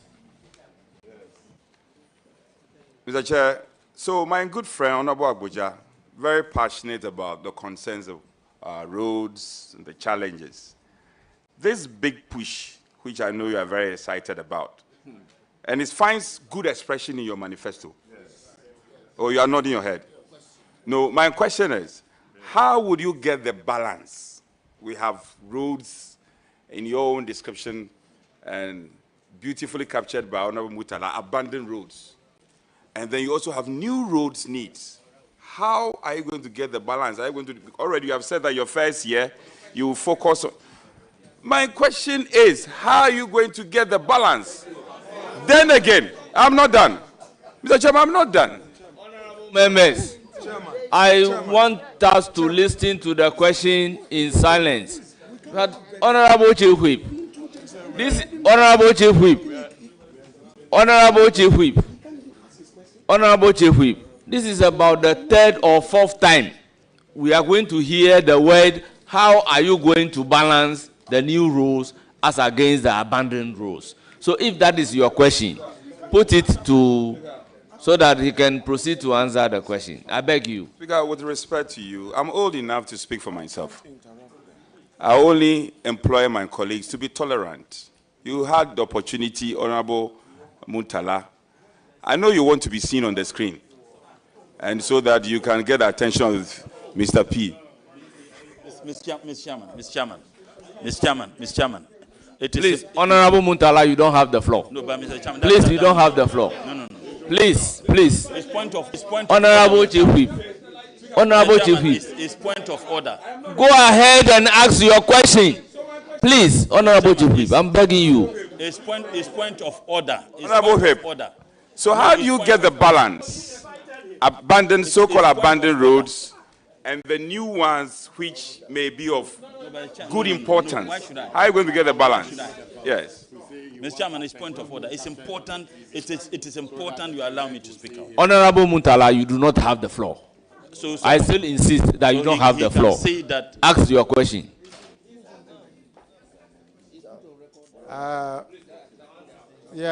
Chairman, my colleague, a very good friend, Minority Whip, is right. And let me state it again. The projects that we are going to prepare for big push funding projects, small projects, I already said they are the key big intervention projects. For instance, there has been on the drawing board for some time an orbital around Accra, which goes Chopoli all the way to Bujumbura. That project, over 100 kilometers of road, makes a significant intervention in terms of traffic management within the Accra itself. That project ought to be prepared properly, costed, make sure value for money is done, and then presented to the finance minister for funding. At the same time, it is the responsibility of finance ministry to continue funding projects that are on site. So big push is not about completing the projects already on site, but the major intervention project that can actually pay for itself, that can actually make huge impact on the country.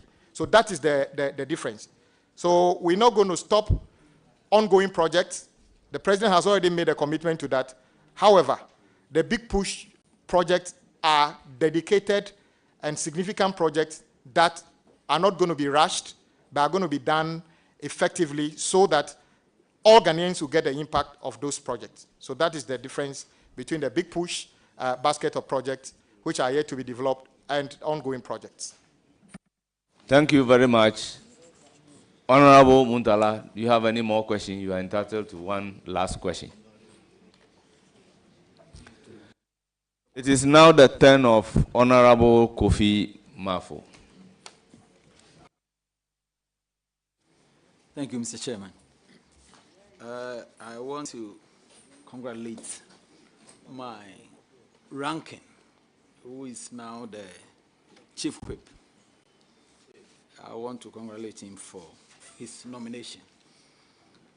I heard him saying that for him, the 100 billion debt, the 20 billion, and then the 15 billion, and then 665 million interest. For him, he considered that part as waste of funding. I want to ask him, when he said wasted funds, I want to ask him, what does he mean by that? Thank you, my good friend. I call you Kofi, but today, Honorable Kofi Mafo. The reason I say it's a wasted fund is this. If we owe 113 million, and because we are unable to pay, the interest on the 113 million is now 665 million. What it means is that the 665 million is a waste to the people of this country, because that money is not 665 million Ghana cedi worth of road works. It's just the 30% compounding interest on the unpaid certificate. That is what it is. Ghanaians get 113 million worth of road, but they pay extra 665 million extra money for nothing. As interest. There can't be a waste bigger than that. And I'm not saying it's peculiar. It only started today. It is the way road construction contracts are put together in this country. There's something wrong with it. It is not the fault of even the contractors, because I earlier said they borrow money to do this work. If we were to pay them on time, there wouldn't have been the interest compounding. So I don't even blame them, because the 665 doesn't even go to them. Perhaps they borrowed money from the bank, and they have to give them that money back to the bank. So the only winners in this case might be the banks. But it's a road ministry supposed to be a source of good business for a bank this way. Yes, they can be good business, but not in this format. Thank you, Chairman. Thank you very much. Yeah, your second question, or you have a follow-up? A follow-up. Okay. Yeah, Mr. Nominee, yes, I want to ask you, if you become the minister, what are you going to do differently? Yes, okay. Yeah. So that 665 million wasted funds will not be there? Well, my answer to that, I've already provided that. As for payment, it is the Ministry of Finance job to find the money. But what I can do to help, and as I stated earlier, is to bring together the stakeholders, contractors and everybody. I am sure if we were to call contractors and sit down with them and say, look, this debt, frankly speaking, the finance minister, who is the leader of the house, has already stated, if all the taxes we collect is 200 million, a billion, you can't hand over all that to just one ministry. And if you keep that money on the books, it keeps getting worse. So maybe, we need to sit down with all the stakeholders to see where we cut our losses. Do we agree with them? We pay you money. If you owe a bank, we can draw the bank in. After all, did we not see the whole country try to negotiate debt that is owed, even individuals? So I think that the time has come for us to bring together all players in the road sector to see how we can make this sustainable. You see, if government keep owing and we are not paying, we are not even a better customer to the contractor.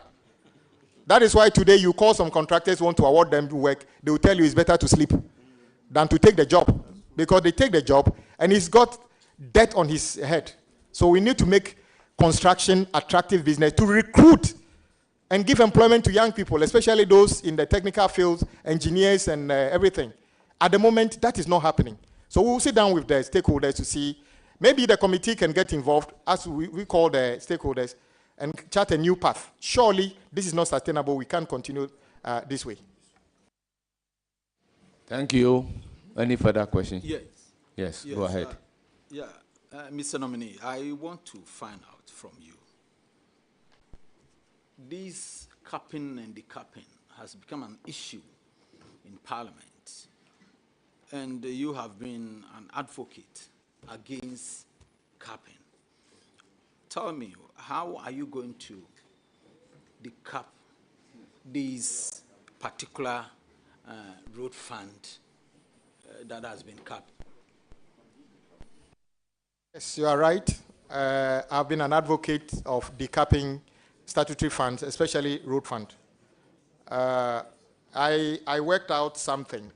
When you see the amount of money collected into the road fund and the amount of money released to them and the one that government pays at GOG, it turns out that basically the finance ministry just take part of the road fund and keep it and give it back to them as GOG funds.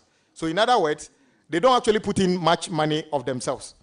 I would still continue to advocate for the road fund to be decapped, because it is better for them to have that money and pay off contractors that they owe to stop the compounding interest than to keep on capping, taking away more than 50% of their money, and then the problem stays with all of us. So I'll continue to advocate for decapping of road fund.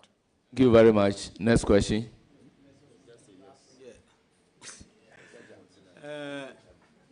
Probably your last question. Yes, my last question.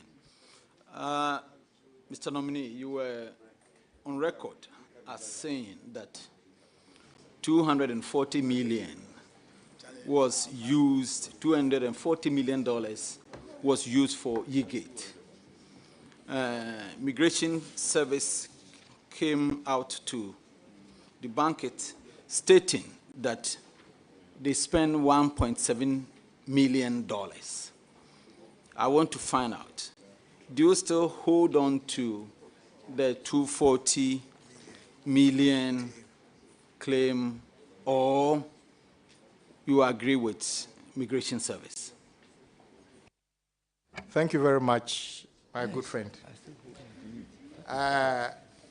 Actually, I spoke in context. And the rebuttal by Immigration Service, I didn't see how that is a rebuttal. I see it as even a confirmation of what I said. Because, in effect, what they have said is that they were talking about the total cost the life cycle cost of the project, which is what? 297 million instead of the 240 million. So I was wondering what kind of rebuttal is that I allege that you were doing something for 240 and you come out to confirm that you were doing it for 297. But the difficulty for Ghana Immigration Service is that they probably don't know what they were doing. Indeed, the few physical immigration, e-gates that were planted could cost 1.7 million Ghana cedi. But if government had listened to what I was saying, it wouldn't have resulted into some of the embarrassment we saw at the airport when the vice president was trying to commission it. The former vice president. If I were to tell you today that there is not even any contract for the e-gate, there is no contract. So what the 1.7 million they were talking about, there's no contract. And they didn't know. I'm a ranking. I have information. This is a letter signed, this is a memo from the Ministry of Finance. When I started talking, do you know what they did? This memo is dated 19th March 2024. And what is the memo saying? Submission of final proposal on the development of a national border management system.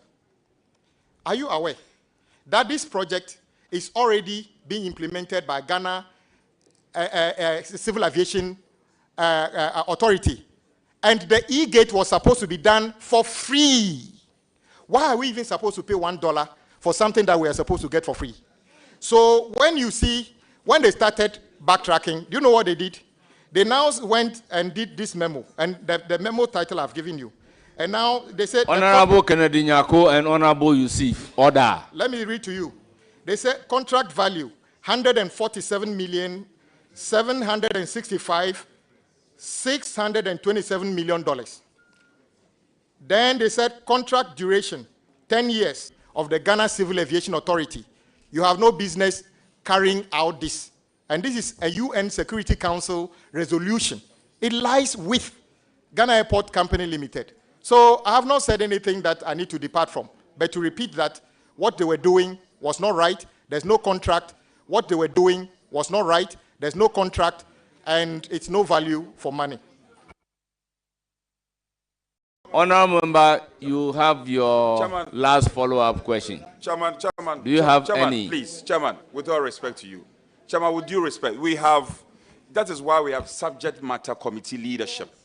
My colleague has indicated that it's a matter he wants to correct. That Honorable Senyako, would you endure him just a minute, please? Well, I indicated a few minutes ago that when a procedure is set down for a right to be exercised, the procedure must be followed.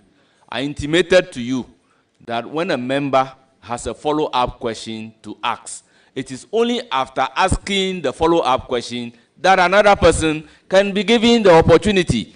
That is why I'm asking him whether he has a follow-up question or not. So it is after exhausting him that a different person can come. Whip, don't do this to create the impression that I am not being fair. Speaker, I'm not saying, Speaker, with respect. No, we will never say that you are not being fair.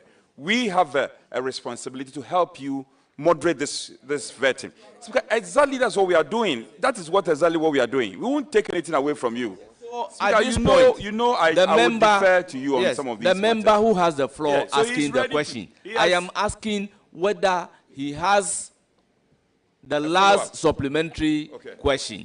So if he doesn't have, then I can use my discretion to give the floor to whoever I'm supposed to give the floor.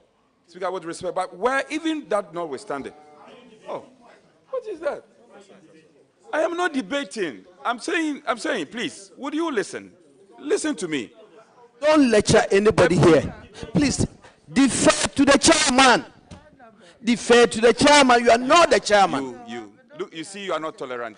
Please, learn to defer to the chairman. You seem to be lecturing everybody. To us. I'm not defer to the chairman. Respect the chair. No. Yes, so our colleague is deferring. You have made a request. Just saying that he's deferring. You have made a request. Look, I am the chief. I have a responsibility to also guide my members. You have made a request. Allow the chairman to make the decision. Why? please allow the chairman to make the decision. So, Honorable Kofi Mafo, you have exhausted all your questions. Now, Honorable Kennedy Osenyako, you want to clarify an issue. What is the clarification? Thank you, Mr. Chairman. Mr. Chairman, I just want to make a few clarifications. When the honorable nominee stated that there wasn't any contract for the E-Gate, I'm surprised. That is the first one. Second, he claimed that same project is being done by Civil Aviation Authority. These are two different projects. The E-Gate was started by the World Bank. They did a few ones, and at a point in time, there was no funding, so after the World Bank project, it was suspended. Now Ghana Immigration Service decided to find an innovative means to get the rest to be done. It is not, the cost of the project is not going to be borne by the government of Ghana. Passengers will be paid. They are going to pay for it. It's part of the ticket. And secondly, the API project. Order. I believe the nominee is capable of dealing with the issue. The airport passenger information project, which is being done by Civil Aviation Authority, is completely different from what the Immigration Service is doing. So I just want to put it on record. I don't know where he got his information from, but I believe some of this we need to put it in the proper context, not to degenerate any kind of controversies at the end. So Thank you very much. Honorable nominee, any comment? Yes, my good friend is the ranking currently, and he understands that we both have deep understanding of what's happening at the airport. As part of UN Security Council resolution, those of us who travel through some airports, let's take Singapore. You will notice that when you get to the airport, you don't meet any immigration officer. You take your passport, place it on the E-Gate, and it goes through. It is only when they have issues with you that they will direct you to a human being. Why? Because you have provided information already to the authorities in Singapore, and they've checked it, and you are okay. So he's right. When we talk about this, people think we are talking about, initially, immigration said it costs 1.7 million cedis. It is an integrated project.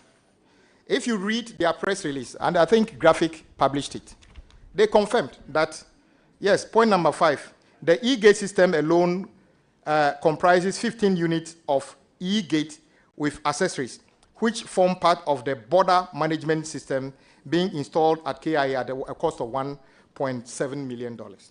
Then if you go back, point number 6, they then go on and say that the 240 million referenced in the in circulation in the article that they are referring to me on my social media handle relates to the whole life cycle cost, and the project, including the initial implementation, would cost $94 million.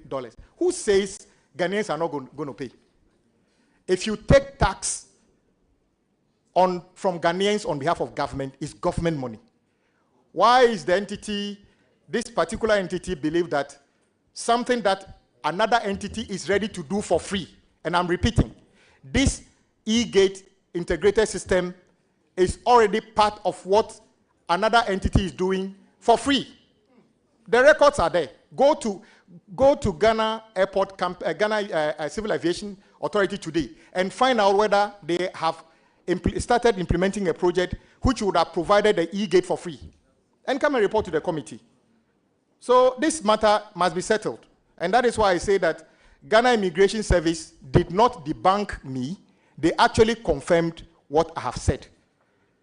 I know exactly what I'm saying. And I would even encourage them. As far as the UN resolution is concerned, UN Security Council resolution is concerned, it is the law that we have done for Ghana Civil Aviation Authority that is what is supposed to be used to implement this. Immigration officials are only supposed to play a role. Second, it is also something that Ghanaians should look at. Today, We have over 1,000 immigration officers working at the airport. Can you believe it? 1,000. 1,000 immigration officers at Kotoka. Yes.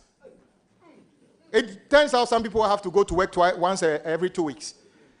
So I'm not saying immigration officers are not needed, but which country do you go to that before you check in your bag, somebody checks you?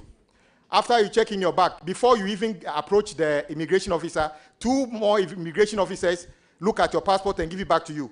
Then you go into the booth. Then they stamp your passport. Then when you get out, another immigration officer sees you. Then when you finish and they scan you, somebody is also looking at. Which airport do you see this? It makes experience of when we advertise that Ghana is a gateway for tourism and other things. We all have friends who are expatriates. They don't enjoy this experience. They get treated as if they are criminals until they are proven otherwise. So we need to work on this immigration service to implement this project. And at all costs, if we can get it for free, don't even attempt to take $1 from anybody. Thank you very much. It's now the turn of Honorable Yusuf Suleimana. Thank you, Chairman. Mr. Nominee, let me also congratulate you for your nomination. Like others have said, when it comes to your competence, nobody doubts it. My first question relates to concrete roads.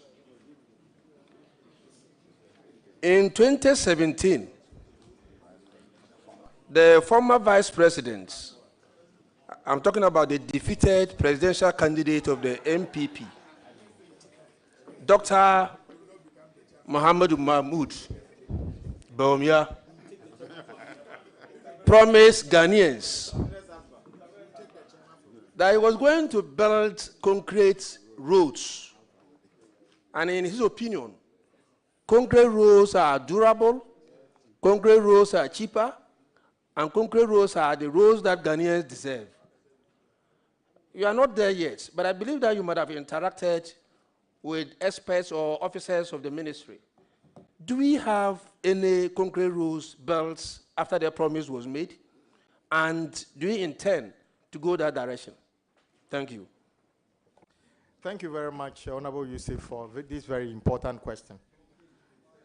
I remember the story was linked to the former vice president when he visited one of the roads in Tema. Actually, that project was being executed by a private entity. Exactly. So he went there and saw what was going on and liked it and said, henceforth, you're not going to see asphalt, you're going to see concrete roads everywhere. The fact is that I am not aware government has constructed any concrete road anywhere.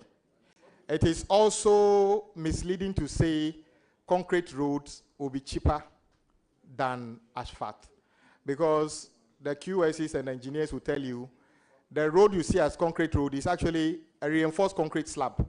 That is one of the highest level of concrete with steel in it. So how is that supposed to be cheaper than in fact, you can get anything between 15 to 30% depending on the mix of the concrete as the additional cost over asphalt. So yes, in some cases, if we can, we should build concrete road. Currently, the only public concrete road of significance is the Accra-Tema motorway, built by President Nkrumah. I'm not aware of any major concrete road project currently ongoing or completed. Thank you. Just a second. I want to draw my colleague's attention. He just asked his question. For heaven's sake, please, leave Dr. Bawumia alone. Leave Dr. Bawumia alone. Honorable, I'm not going to take it lightly. Any attacks. Honorable. Any attacks. Honorable. You should leave the man alone. Honorable Anodumpre, you are out of order. Order. You are out of order. Honorable Yusuf, proceed with your next question.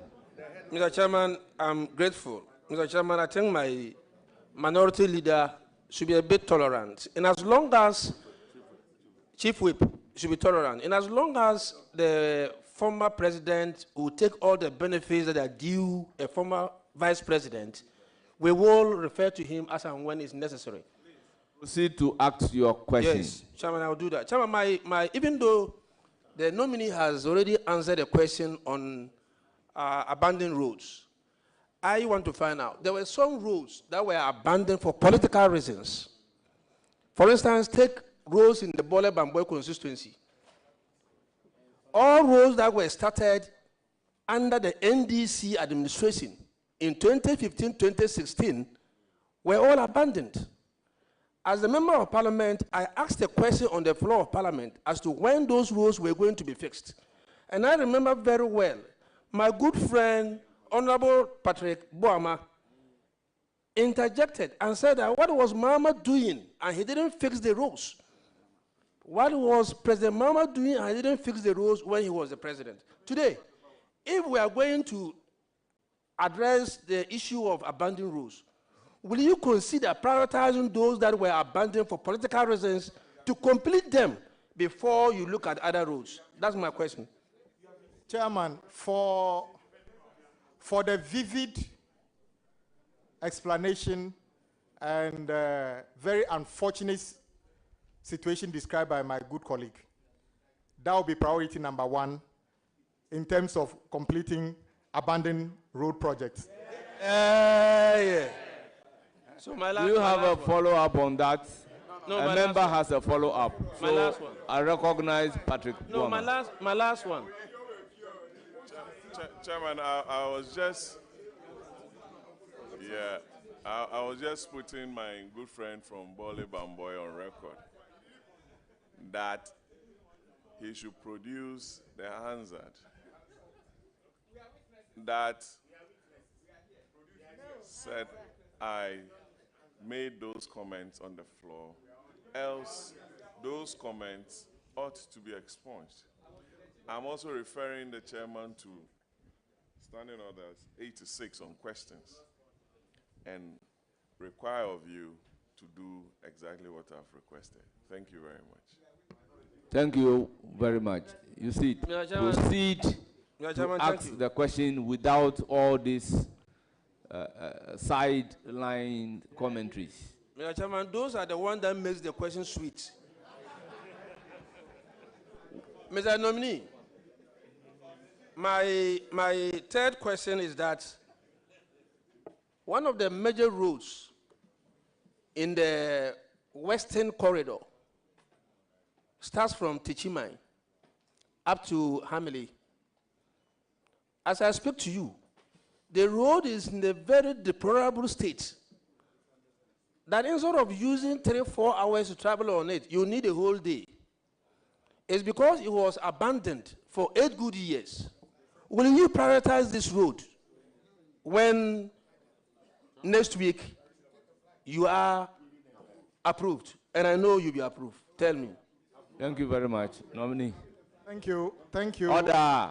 Thank you, my very good friend, Honorable Yusuf.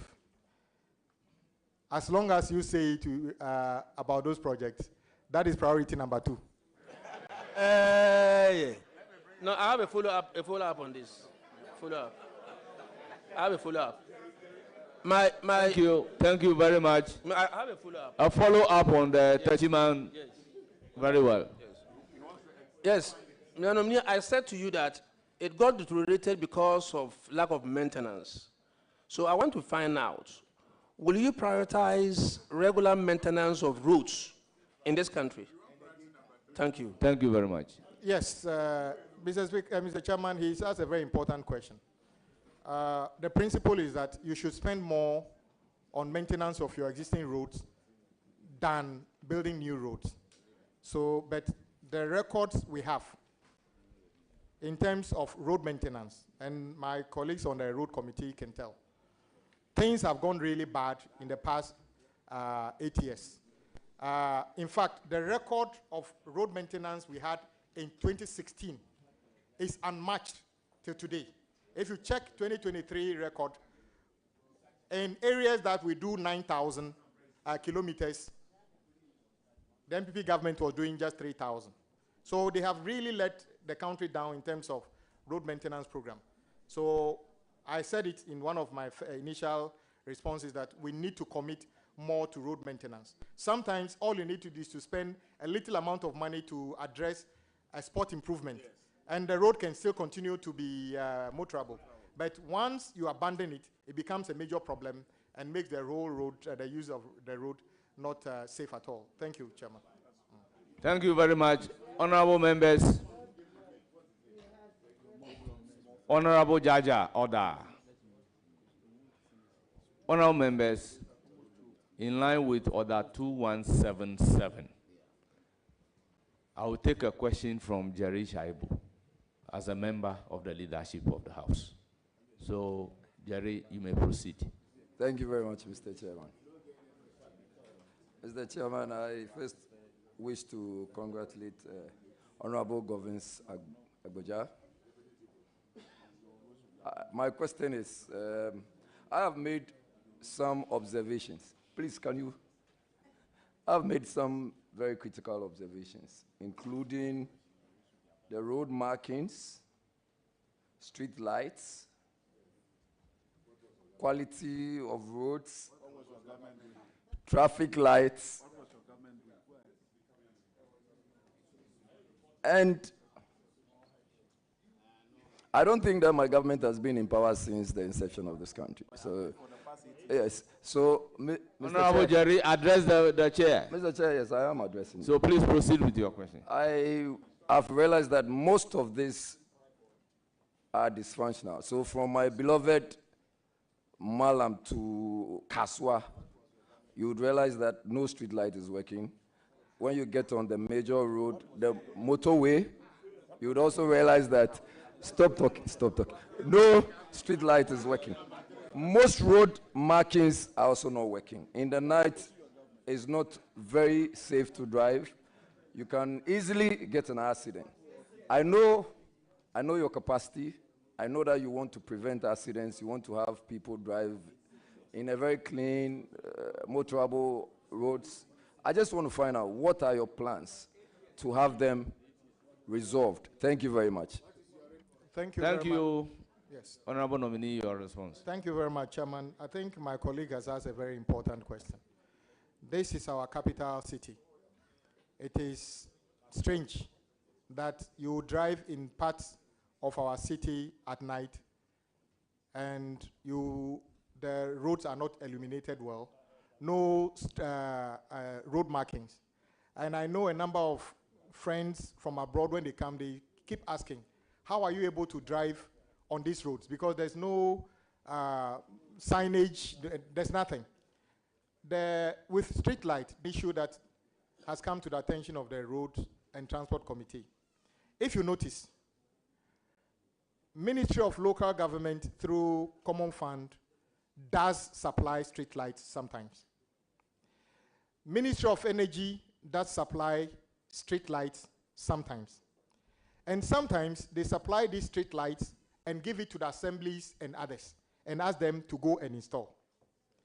Whether those lights are of the highest quality is another question. Whether they are installed properly is another matter. So it is a synergy between Ministry of Energy and the local authorities. As for the roads, the physical roads are under the domain of the road ministry. The safety on the road is between Ministry of Road and Ministry of Transport, because National Road Safety Authority is under Ministry of Transport. So I think this issue can best be addressed with a combination of how we take a second look at that. Whose job is it to supply, install, and maintain street lights in Adaklu? Is it Ministry of Energy or the Adaklu District Assembly? That question has never been answered. But we all see street lights distributed to the assemblies and sometimes through members of parliament. Well, mainly during elections. So we need to address this. And many people have also complained that some of the street lights that are supplied don't last. Maybe it is the way it is installed. Maybe it is something else. So we'll address it. But the major things you talked about, including your constituency and the motorway, are of concern. The challenge, though, is that the motorway is currently under contract. They may have to do some work to an extent for us to know where the street lighting would be. Because perhaps if you go and even fix them today, next week, when they are doing clearing, maybe it will be in the right-of way, it will not be there. So as for the motorway, we may have to provide a temporary situation. By your area, we'll look at it. When this committee generously recommends me to the plenary and I get approval and go to the ministry, I promise to get a... Any further question? Yes, Honorable Mr. Chair. Deputy Whip. Mr. Chair, I also heard my very good friend enumerate a lot of problems. One of the major ones is the interest on contracts. And I think I heard you say it's about 30%. Are you considering redrafting contracts so that the 28 days, which is normally when IPCs are raised and they are supposed to be paid, and there is default in payment, that is where now the interest arises. Are you considering redrafting contracts? And if so, are we also considering making prompt payments to contractors? Because this is where, and are you also actually considering having a synergy with maybe some banks so that they can perhaps provide mobilization and pre-financing of some of these projects instead of rather getting to pay them as interest? Thank you. Honorable Deputy Whip, are you talking about review of those contracts or redrafting?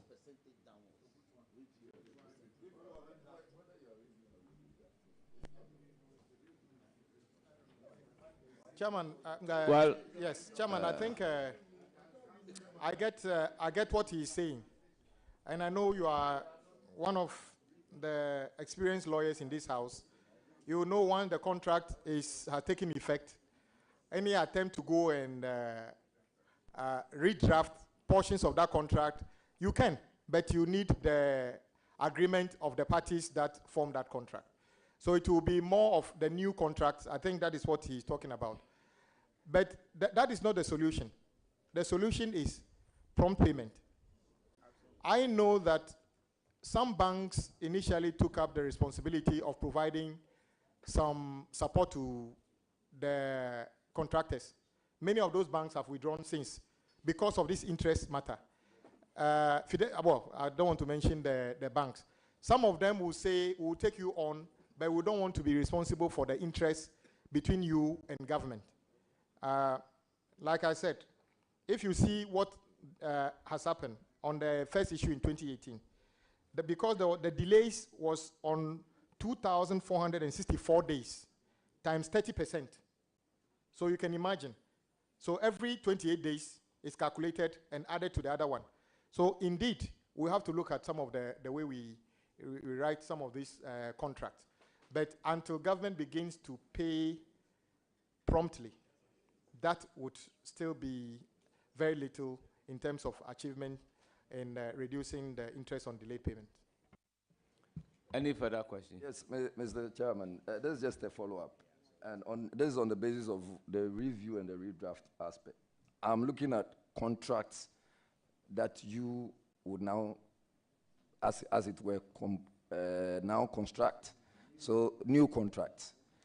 As to whether or not you want to review, that's not within my remit. But I'm looking at contracts that, as Minister of Roads, are you considering maintaining the 28 days where, when there is a default, you are going to pay interest of 30%? That is the question, please. Well, thank you very much. You referred to me as Minister of Roads. It is only going to happen when you give it. So I take it as amen. But it is difficult to just say here without consultation. I said earlier, there will be the need for engagement with stakeholders. That's Ministry of Finance, Attorney General, and then my ministry. We can come up with something that is more humane to the contractor and sustainable to government. So I'm hoping, when approved, I would update the House as to the best way forward with regard to this particular matter. Any further questions? Yes. Honorable nominee, so the repeal of Act 540 that established the Ghana Highway Authority and what you think the National Labour Commission has done to virtually suspend the implementation of the National Roads Authority. What's your take or your view on that? It's now an act. We have actually passed it. It's in force. The rationale behind that law is to not collapse the road agencies, but harmonize the way they work, which requires creating a new apex body, led by the Director General. Not much about the law, but it appears implementation has got to a point where there's a snag. So there's a lot of discomfort at the road agencies, highways, feeder road, and urban roads. What I can commit to do is to sit down with them and see the best way. I'm hearing all sorts of things. I have no way of verifying them in terms of who is appointed to be the head, which agency the people are from. It is to be premature for me to make any definitive comment on that, but I know the House has approved it. If it is necessary for us to pause the implementation and take a look at it, I will come to the House and seek your approval. If it requires, let's go ahead, but make some changes and bring some allies to operationalize it. I will do the same thing, but it is premature for me to make any sweeping statements about that at the moment. Thank you. Thank you very much. Your last question. Yes, Honorable Nominee. So I've also cited President Mohammed's 120-day social contract. I did not see anything in reference to roads. Does that make it a priority? And is it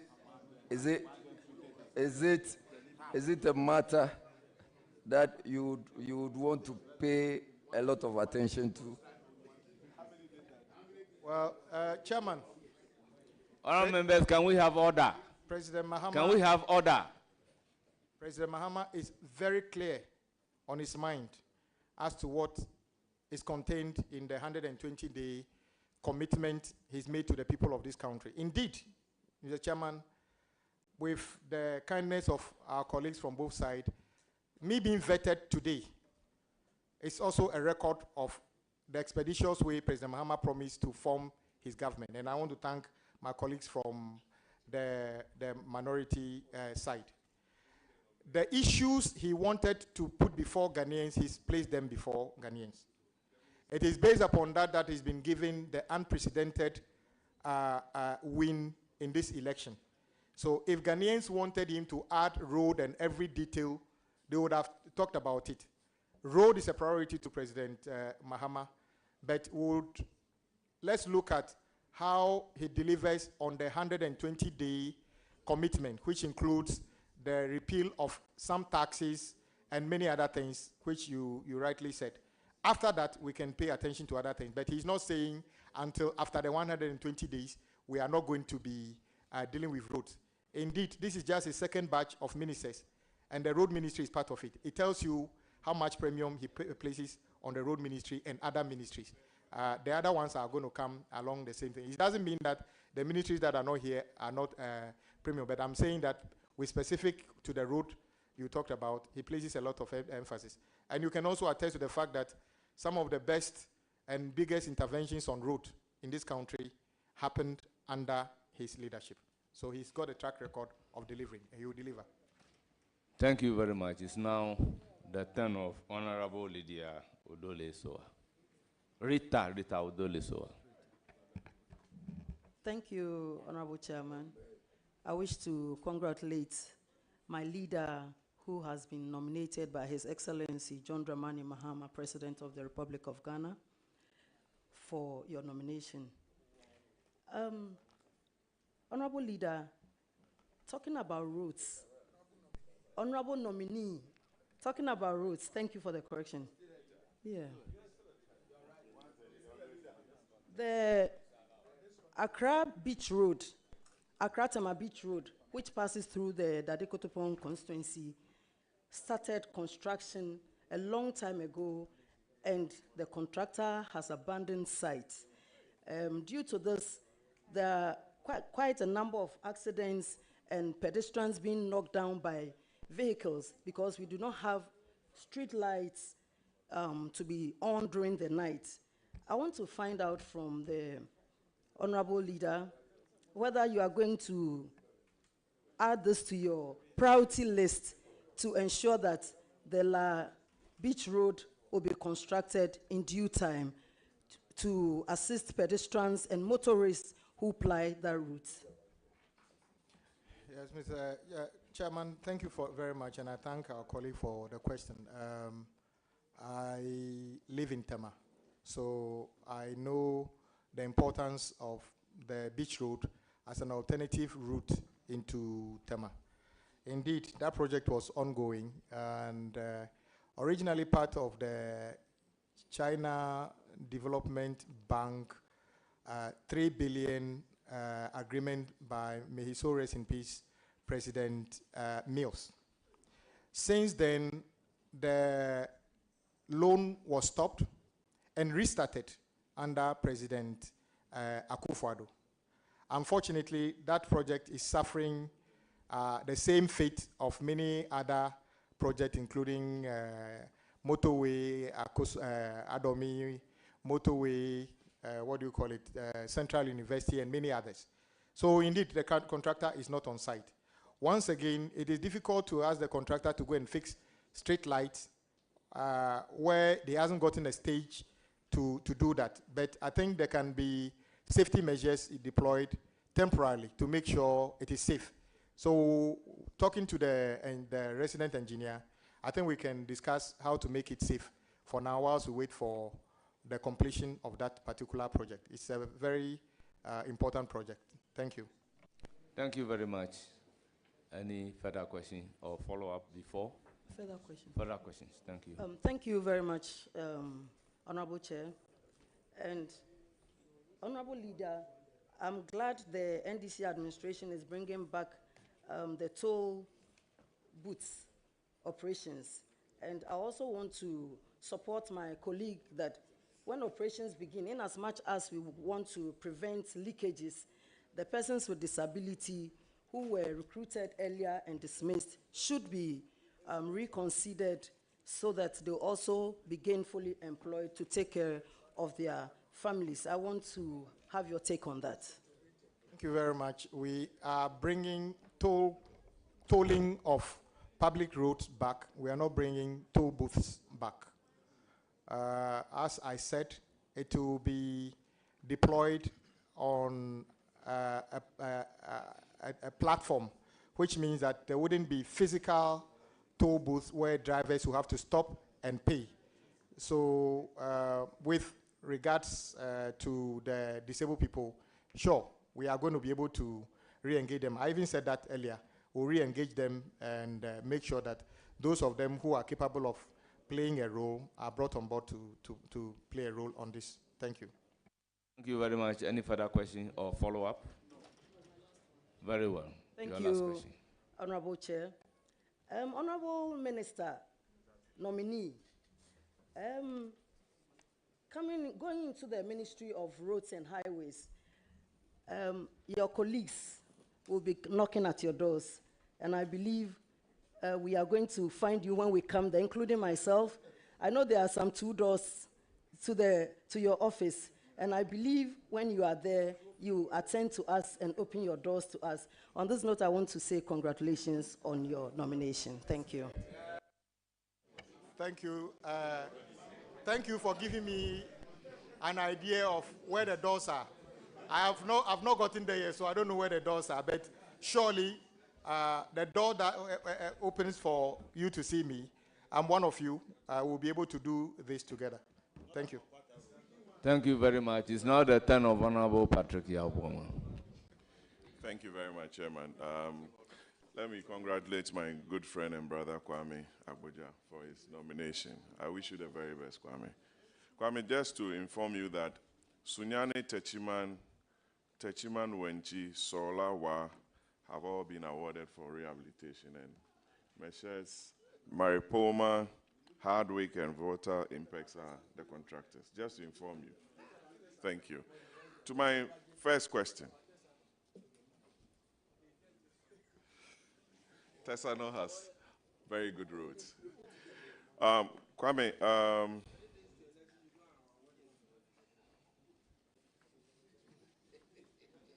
please proceed. Please proceed. Address the chair and proceed with your question. Honorable Suleimana Yusuf, please. It is not only speaking into the mic that can be disruptive. If we talk about disruption, it is not necessarily speaking into the microphone. So please, take a cue. Your question. Chairman, every MP from Circle, that's Okaikwe South, to Paga, if that person doesn't fly, we either go through the east or through the central corridor. The dualization of that stretch began in 2002 under President Kufuor. Minister Gidisu, at a point, suspended the dualization program to the extent that Honorable Alote Jacobs, at the time, after your Congress in Sunyani, raised issues with that suspension. President Kufuor came, he continued from Kwafu Krom, which is in Samoa Duajui, to Apedra. I remember in 2009, President Mahama even commissioned the overpass around the old Peace FM area. 9 indigenous contractors, Kwame, are undertaking the dualization program. Osino and Yinem, up to a point, around your area, Jasu, that area. Want an assurance from you whether those projects will be duly completed and the remaining 94 kilometers from Jasu to Konongo will be tackled, and to continue from where the Swami interchange is being constructed through Techiman, Kentampo, and Tamale and beyond. That defines our country's road infrastructure. And the fact that a similar intervention was made from Rawlins's time, may so rest in peace, Kaneshi to Malam, Kufuor continued to Kaswa, to Yamransa, and to Alubo, under President Mills and President Rawlins. Amen. Kwame, those are critical roads that has caused a lot of accidents. And if for any reason you want to be remembered for as a good minister for roads, including Pong to Aflao, you need to remember for these roads. What assurances are you giving to the good people of this country on these critical roads that I've mentioned? Thank you. Thank you very much. I earlier gave the indication that the President himself had committed to completing ongoing projects. You are also right by listing these projects as projects on site. The little challenge is that many of these projects are on the back of GOG. So once the contractors raise certificate, they are not paid. In fact, the bypasses on the Accra-Kumasi Road, you can tell that the intensity of the contractors have dwindled significantly. So it is not merely awarding the project. It is about finding sustainable sources of funding to deal with them. You will notice that in 2022 or so, you mentioned Swami Interchange. We approved the loan. I probably was the one who seconded the motion for it because it's a critical, intersection in Kumasi. And the way it is creates a problem. Since we approved it, it was supposed to be a project done in 36 months. But you know that the contractor only turned up on site somewhere close to the end of this this year, in the last year. And the percentage of work done on the interchange, guess what? Less than 2%. Terrible. Yeah, there are two components. The interchange component and the other road network within the area. The other road network within the area is just about less than 10% work done. Also because of the debt restructuring, because it's a loan, a commercial loan from somewhere. So as long as we can find the resources, and I indicated earlier, my job is to prepare and package projects and for the finance minister to fund. I would never relent in the advocacy to make sure we have enough money in the kitty to pay contractors working in our communities, including Adaklu. I have no doubt that colleagues have the bigger burden of addressing road issues in their communities than anybody else. And together, once we can find the resources, we can deal with these things together, including the road to Joaso and everywhere. Thank you. Thank you. Any further questions? You love Joaso. Kwame, I don't know if you have your party's manifesto with you. If not, let me turn your attention to chapter 4 of the NDC 2024 manifesto. Powering growth through infrastructural development, and more particularly to the road sector. Let me get there.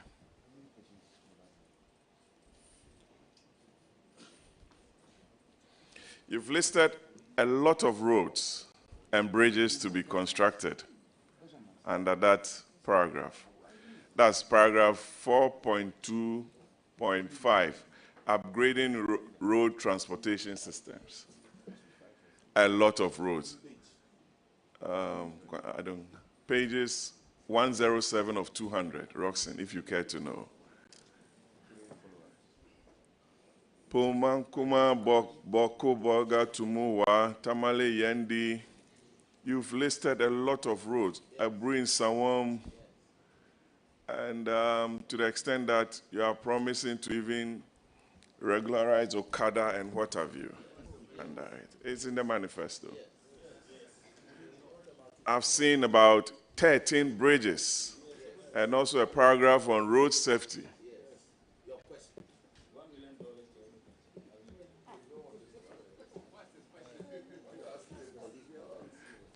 Kwame, given the situation in which you find yourself in, and the facts alluded to, that the indebtedness of the road sector is close to 100 billion cedis, which you know that the MTEF had made provision to pay for it over a period, and is captured for the 2025 to 28 MTEF program.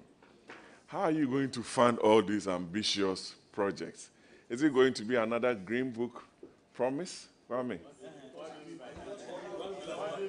Thank you very much. And please, order. Chairman, please, order. I'm happy. Order. These are very important questions, and I'm happy he mentioned Green Book. Kumasi Airport, Phase 1 and 2 was mentioned in the Green Book. In fact, I was there at the meeting in Kumasi, yes, when the committee insisted that the phase that came around the time NPP came be added to the phase. Today, the airport is there for all of us, Prempeh International, and it's to the credit of this committee. MPS project at Tema, that is the port project, is in the Green Book. And that project is one of the most viable income generation entities.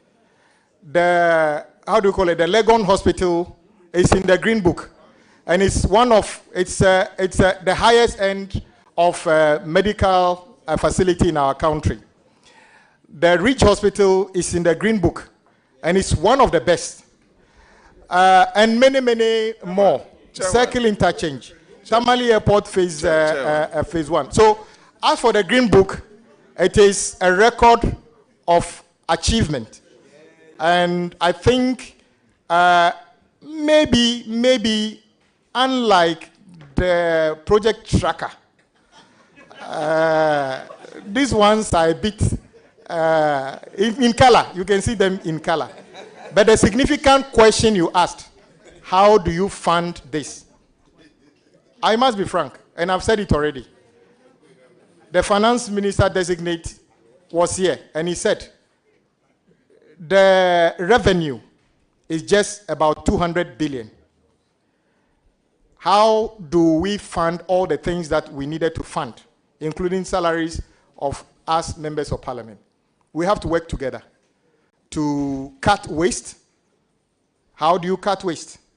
The fact that President Mahama is insisting on having only 60 ministers is one of the ways to cut waste, without a doubt. Nobody would have thought that a president would say 60, and that includes deputy ministers, regional ministers. People say he cannot do it. He is doing it. So he's a man of his word. Yes, it's going to be tough, but NDC has got tough people to address the issue. I am not promising all these roads that have been awarded. I was very unhappy when we approved the Swami interchange, and work never started until somewhere close to the end of last year. And as we speak, less than 5% of the work done. How could we have done that to somebody who served this house all these years? I'm talking about Honorable Chairman Sabonsu. We've not been fair to him. So, yes, we'll continue that project as long as we find the money and deal with this. So I agree with you that the list of projects is almost endless. And the difficulty is that some of the methods used to procure these projects also ought to be reviewed. If you have a situation where, for instance, a project is awarded in Ghana to a Ghanaian contractor on a design and build, he comes up and he goes to site and he later comes to tell us how much he wants to charge. Meanwhile, you have already contracted. And he comes up with even a ridiculous figure.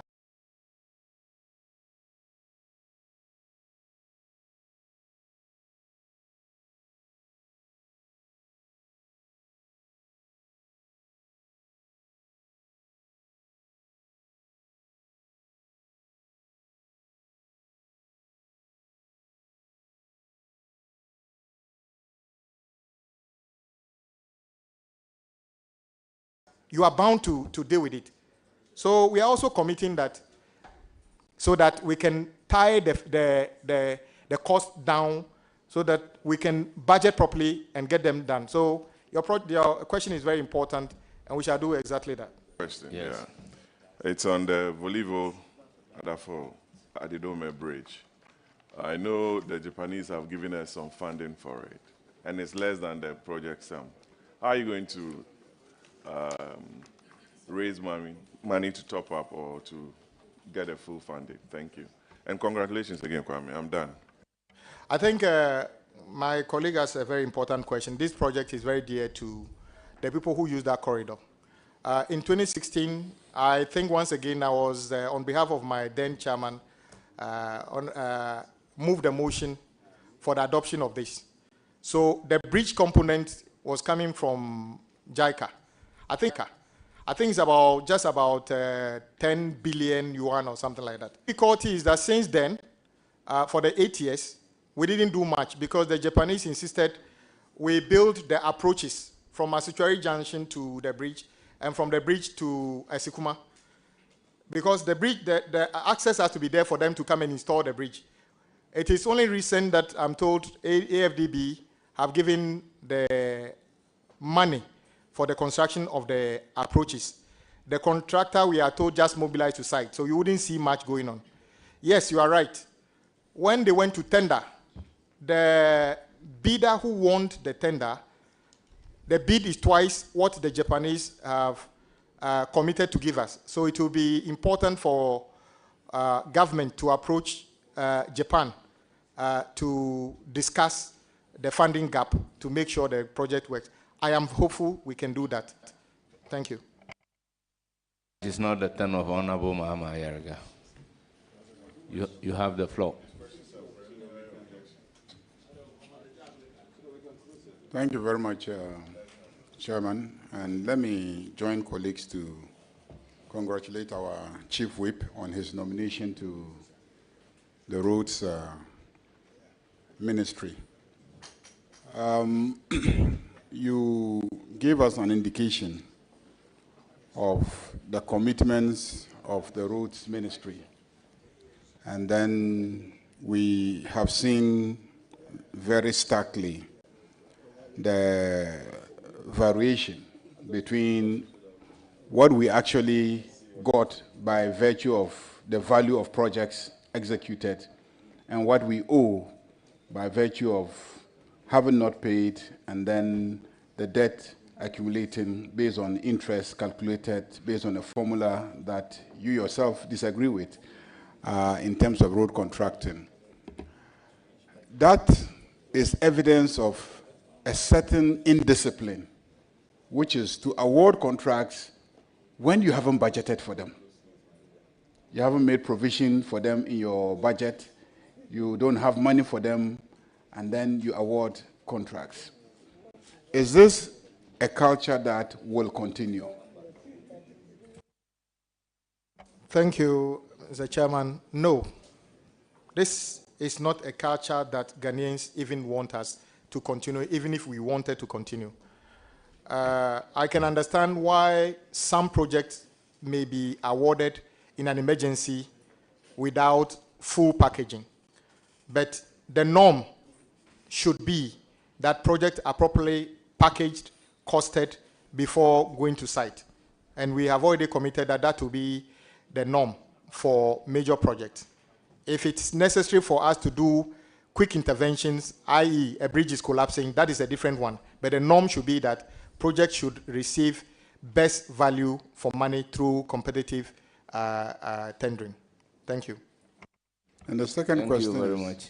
The second question is, when you're flying into Accra, when you're flying into Kumasi, and I think the same for Takoradi, you will see that apart from the major roads to the communities, in between the residential facilities, I would say 90% of the roads are not done. And then when you go into an estate, go to any estate, you find that the estate owner has done all the inner roads of the estate and apportioned the cost to property owners in the estate, and they are happy to pay and live in a very fine estate with all the roads done so that in the evening they and their families can walk around, exercise, and then they are happy. Does that give you an indication? Does that give an indication of some that probably exist for financing those inner roads between the residential areas that you could be looking at? Yes, Chairman, it's even associated with even government projects. There are significant hospital projects done in this country, commissioned and is in use. But the road between the hospital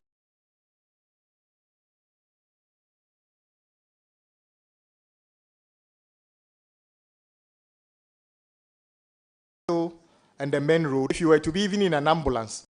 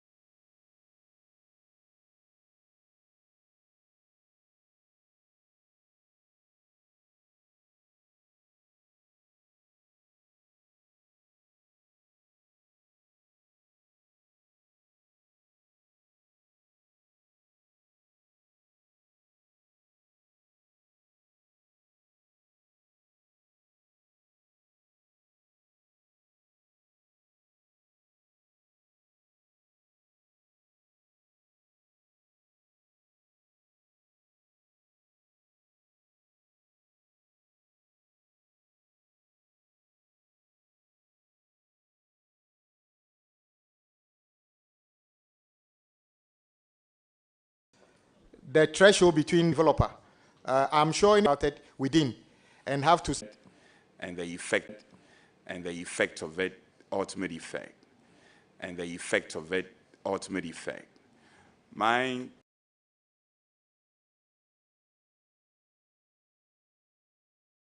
question would be, now that you've the way contracts at the ministry would be, now that you've the way contracts at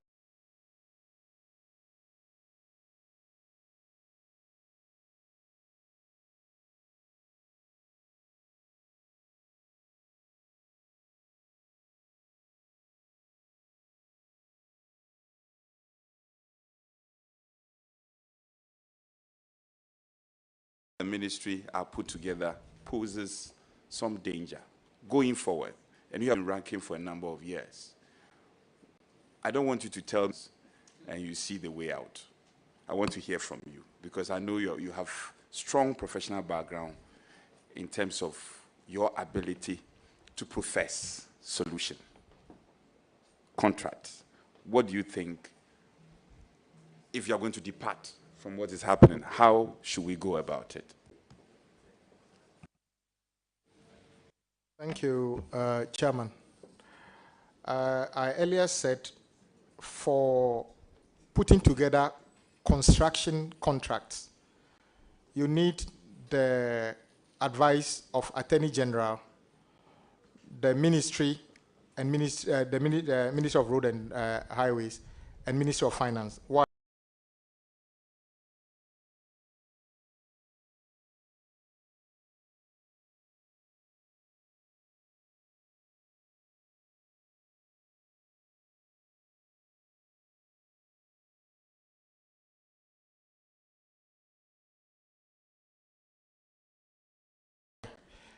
Whatever you put together as a contract must be enforceable and must be. I know, for instance, the sent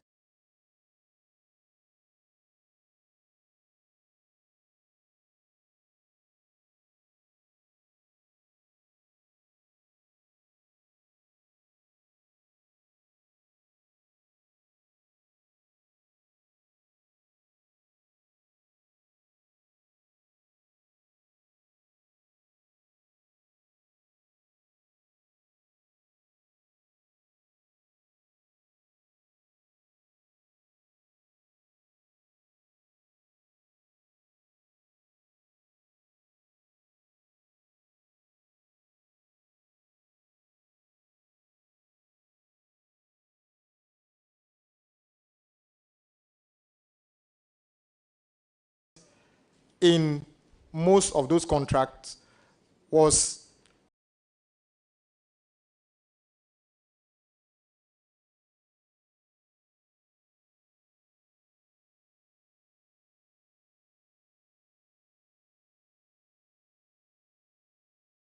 aiding to my village.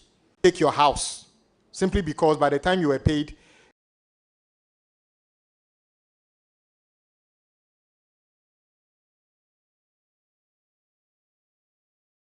the value of the money is not up to what? No. But it has done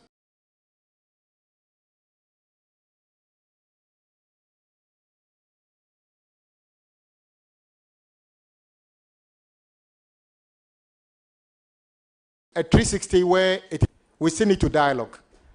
It is not fair for me to just sit here and declare that we would delete the payment of interest in construction contracts. That will not be appropriate. I'm not even sure whether the Attorney General would give me that advice. But I am sure Ghanaian contractors are patriotic. They also want their business to survive. So when we sit down with them, whatever we come up with, I will let the House know about it. Mr. Chair, I want to put on record that my colleagues should bear in mind that we will not forget what you are telling us today. And we'll keep reminding you. Thankfully, all of us will be in the chamber, so we'll keep reminding you of the things you are speaking to. Yes. Now, I've looked at your CV. Your work experience is so admirable, and your educational background.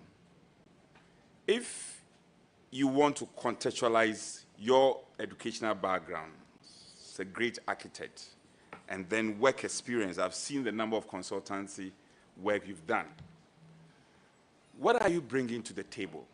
And what are you going to do differently?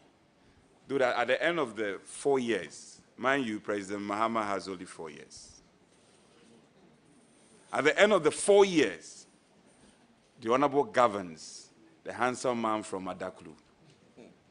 What are we going to remember you for?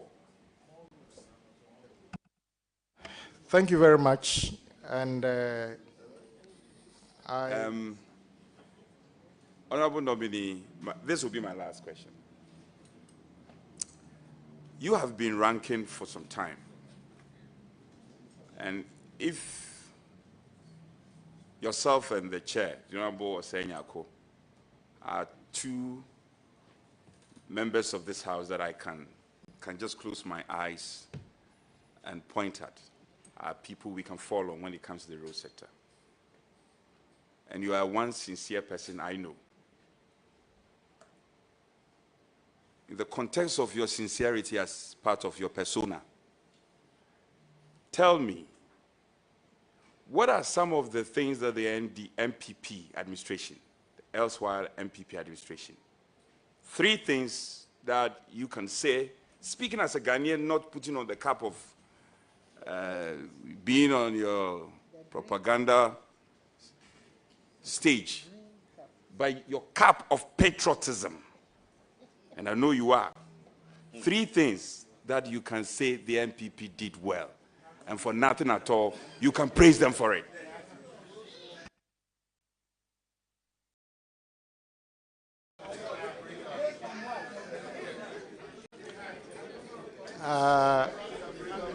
Chairman. Honourable members, order. First of all, I will say I commend the former Vice President that despite all the rhetoric about we will not hand over and the NDC cannot win, when we won massively, he quickly handed over. And I want to commend him. I'm not sure he did that with the help of the party. I'm told people got angry with him when he did that. With the second thing, I believe it was good for the NPP to have vision for education and other things.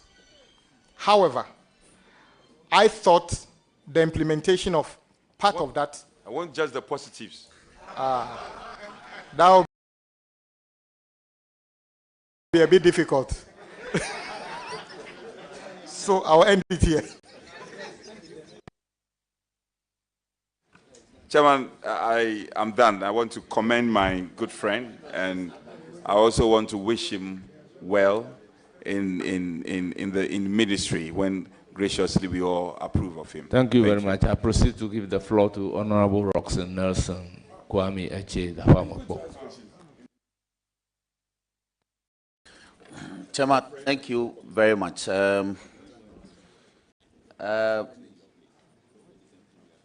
Kwame, I'm emotional.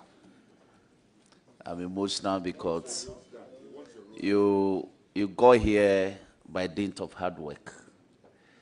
And let me say that you've been in the parliamentary system, you've been a shadow minister.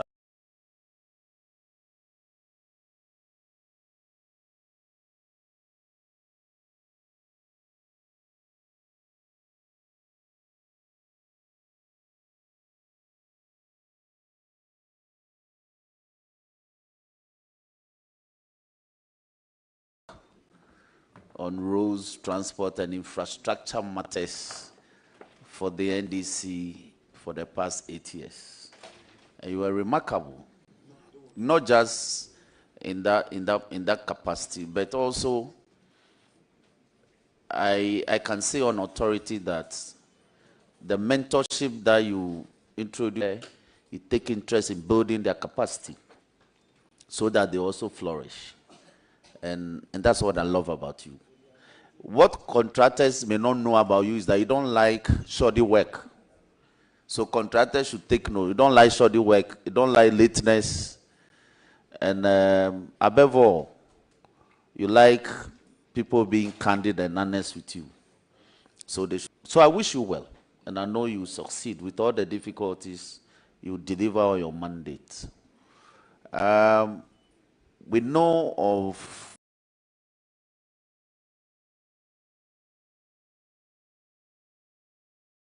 the agencies under you, the programs and policies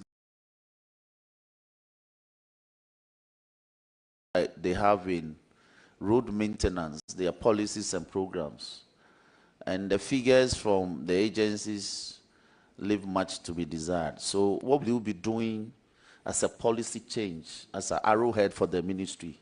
What will be the change you approach to maintaining our roads? So that, for instance, the new road that is between Askuma through Peki to Kweve Have, when there's a pothole, we'll quickly seal it so it doesn't deteriorate, leading to the entire road degenerating to something else. We have to look for big money to go and patch that entire stretch. What will be your change in approach to rehabilitating roads?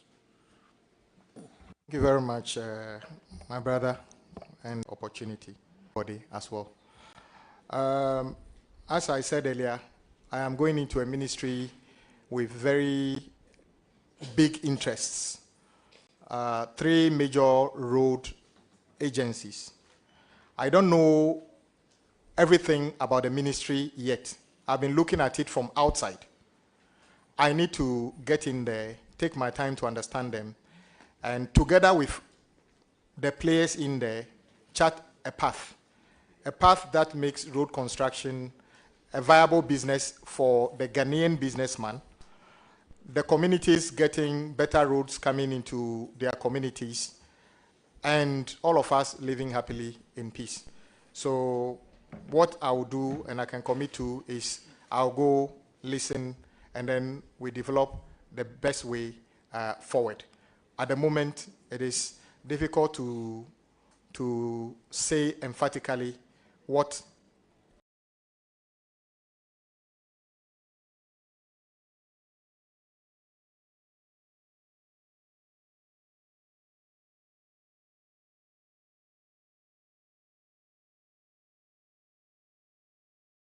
I'll meet there. But feeder road abandoned, awarded but abandoned in my constituency.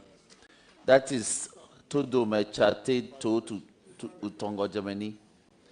Then I know of Botoku Trukwe to Vakpo Road. Then I know the nature of Ashaman roads. Now, would you consider enrolling out, improving, rehabilitating, and general construction of roads?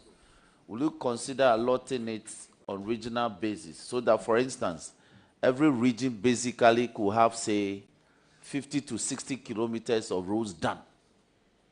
Some regions are more important than others in terms of this requirement, but basically, every region could boast of, say, 60 to 70 kilometer stretch of roads that are done every year, if that's feasible. And before you answer, let me conclude by saying, Mauli School, we are proud of you. We are about 6 in this parliament, and we are very proud of you. Yes, we are 6, yes, and that's remarkable. So we are very proud of you, and the whole OMSU is also proud of you. Thank you very much. Thank you very much. It's always a privilege to go to the best secondary school in Ghana, so that is acceptable.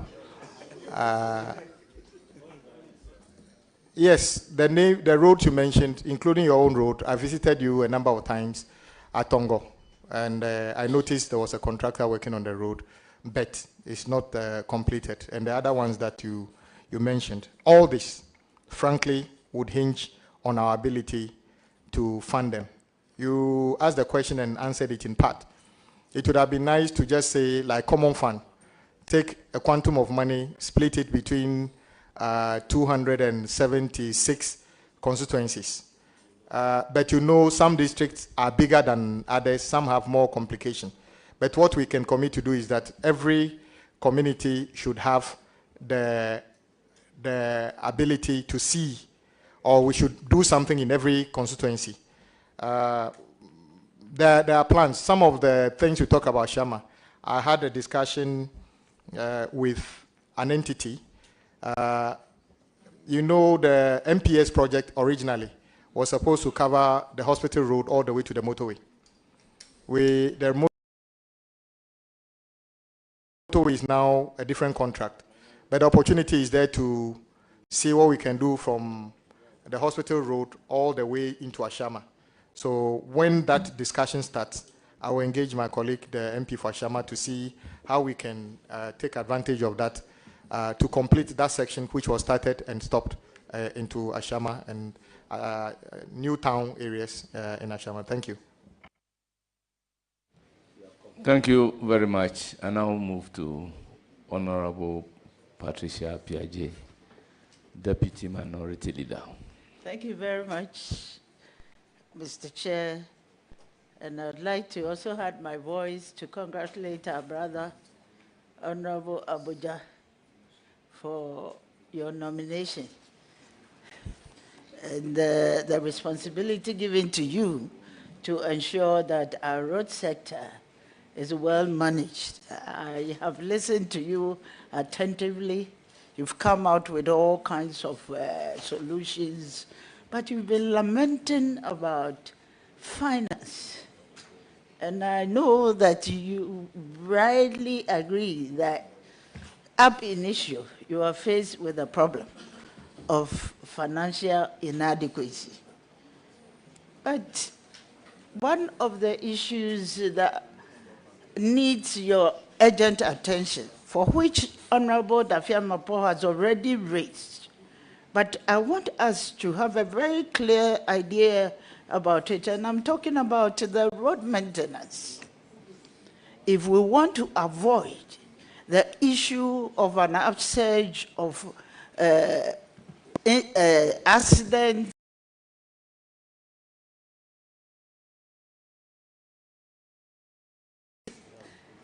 which will result in high fatalities, it is an issue we need to address properly. And I am very much aware that when it comes to road maintenance, we spend less than 40%. We address less than 40% of the, and it's not good for us. What happens is that we begin to experience bad roads, especially during the rainy season. So I want you to come out with a clear plan of how you're going to reduce road accidents by ensuring high maintenance of our roads. Thank you.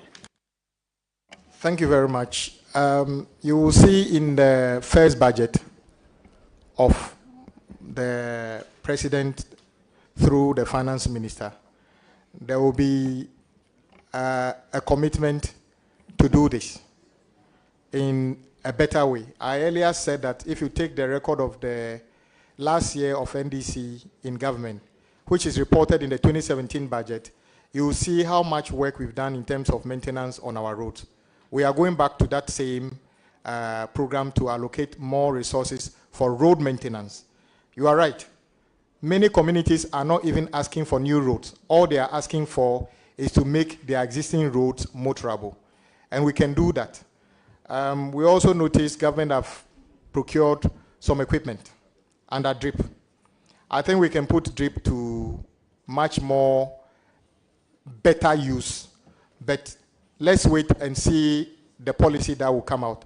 But I can guarantee you with the availability of those equipment in our communities, it can enhance improvement in terms of maintenance if we allocate budget for how do you call it, materials and labor. We can do that. Thank you. Thank you very much, Honorable Nominee. In your answer, I was also expecting an aspect of road, the causes of road deterioration. And in order to bring your attention to that fact, I want to ask you that many of our urban roads face rapid deterioration due to poor drainage systems. How will your ministry integrate sustainable drainage solutions into urban road projects? Thank you. Thank you, Chairman. As a rule of thumb, I think it is a rule that when you are doing public roads through any built-up area, you need to provide the necessary safety features. Drainage, walkways, and where vehicular bus stops, and also speed tables in specific places. As a matter of fact, what we see in many of our communities over a period of time, many of the roads existed in the built-up areas. So what you see is mainly asphaltic overlay. They don't normally go to bring up the strength of the base and others, because the asphalt looks nice, so they lay it overnight. And you are right, road surface doesn't like stagnant water. Once the water pads on it over a period, it deteriorates. Yeah. But if you do the design well and it gets all the curves and other thing, the runoff is quick, but the runoff must go into a drain, and that drain must lead to take that water out of that community. So for existing roads, we can still do some improvement, but for new areas, we ought to adhere to these safety measures to make sure the roads last. So it's a very important observation you have made. Thank you very much. But a follow-up on that. I think we've had several complaints from citizens that we have to reconsider the size of our drainage. And most of our drainage are also left open. And I didn't hear that from you. I want you to consider that fact and then tell us exactly how that can help, because it also goes into cost of construction. And so I would demand that from you, Honorable Member. Thank you. Thank you very much. Yes, that is a bit technical for the design of drains. As to what the size of the drain, the width, the depth, depends on what the engineers envisage in terms of how much water will be coming into it. But indeed, you are right. It's as if when you go through our communities, almost all U drains are the same size, as if rainfall and runoffs are the same in every community, which shouldn't be. So that one boils down to those who actually carry out the actual design of the drains as part of the road. So we need to work on that one as well. Thank you. Honorable, you were in the chamber when the affirmative action bill was passed into law in July last year. Going to be responsible for the road sector, I want you to put on your gender lens. And once you wear your gender lens, I'd like to put this question to you. Women in construction, especially female contractors, have often been sidelined in awarding major road projects. How will your ministry ensure equitable opportunities for female contractors and create a more inclusive construction industry? Thank you. Thank you very much. I know few female road contractors, but you are right. The proportion is way against our female counterparts. The same applies to engineering. When I went to secondary school, I can tell after secondary school how many of our colleagues actually went to do engineering who are female versus male. So sometimes it's about their availability also. But we can make a conscious effort. I thought you were going to commend me that I was one of the champions who supported you to pass the affirmative, because it's necessary. I want my daughter to grow up to be whatever God wants her to be, and there shouldn't be any barrier based on her gender. So it is upon all of us to work together to make sure that wherever we find ourselves, we create fair opportunity for everybody, irrespective of gender, to participate fully in whatever activity it is. And I'll put on that lens as you suggested. Thank you. Hey, thank you. A follow up on that. I just want to find out if it would not be necessary to consciously ensure that you bring up women in that industry or more women into that industry to ensure, because I know we women are very meticulous, and if they have to do a job, they will do it well. And so I'm expecting you, since you have been the gender champion, to also come out. Don't you think there should be an effort in that direction? Thank you. Certainly, we should make a conscious effort to develop the capacity and give opportunity. So I'll take that sincerely on board. Thank you, Chairman. Yeah.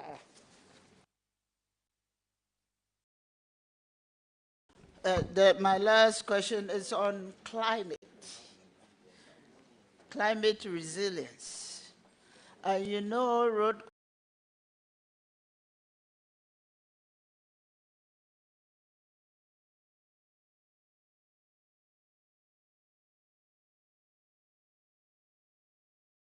construction projects under the previous governments faced criticisms for environmental degradation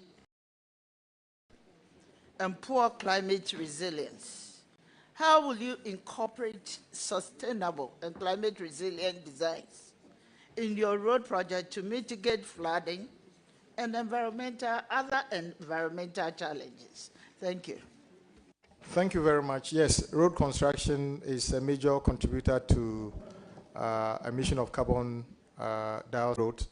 The source of your heavy materials, crushed rocks and other things, may be very far away. So the amount of fuel, your pollution you need to carry out to convey material from the source to your site might increase that. But there are ways to do it. You should be able to identify closer materials, so it means that you do less haulaging, and you be careful where you traverse when you are doing your road project. And maybe we need to start thinking about, if you were doing a road in a locality, would there be materials that are of equal quality that can be used locally, instead of deciding that you still go 50 kilometers to haulage material from somewhere to the site. So these are all climate resilience features that must appear in every activity we carry out, whether it's agriculture, house building, or road construction. Thank you. Thank you very much. I think I have to take back my word. This will be the last one, because I forgot to really look at the issue of traffic congestion. Honorable Minister, now every part, just Accra, anywhere you pass, you are met with some congestion. In the major cities like Accra and Kumasi, what would you propose to ensure that we will be able to alleviate this congestion that we are facing? First, we know that we don't want to spend so much money on fuel, and consumption is very, very high. If prices of fuel are high, you know we're going to go through a lot of expenditure.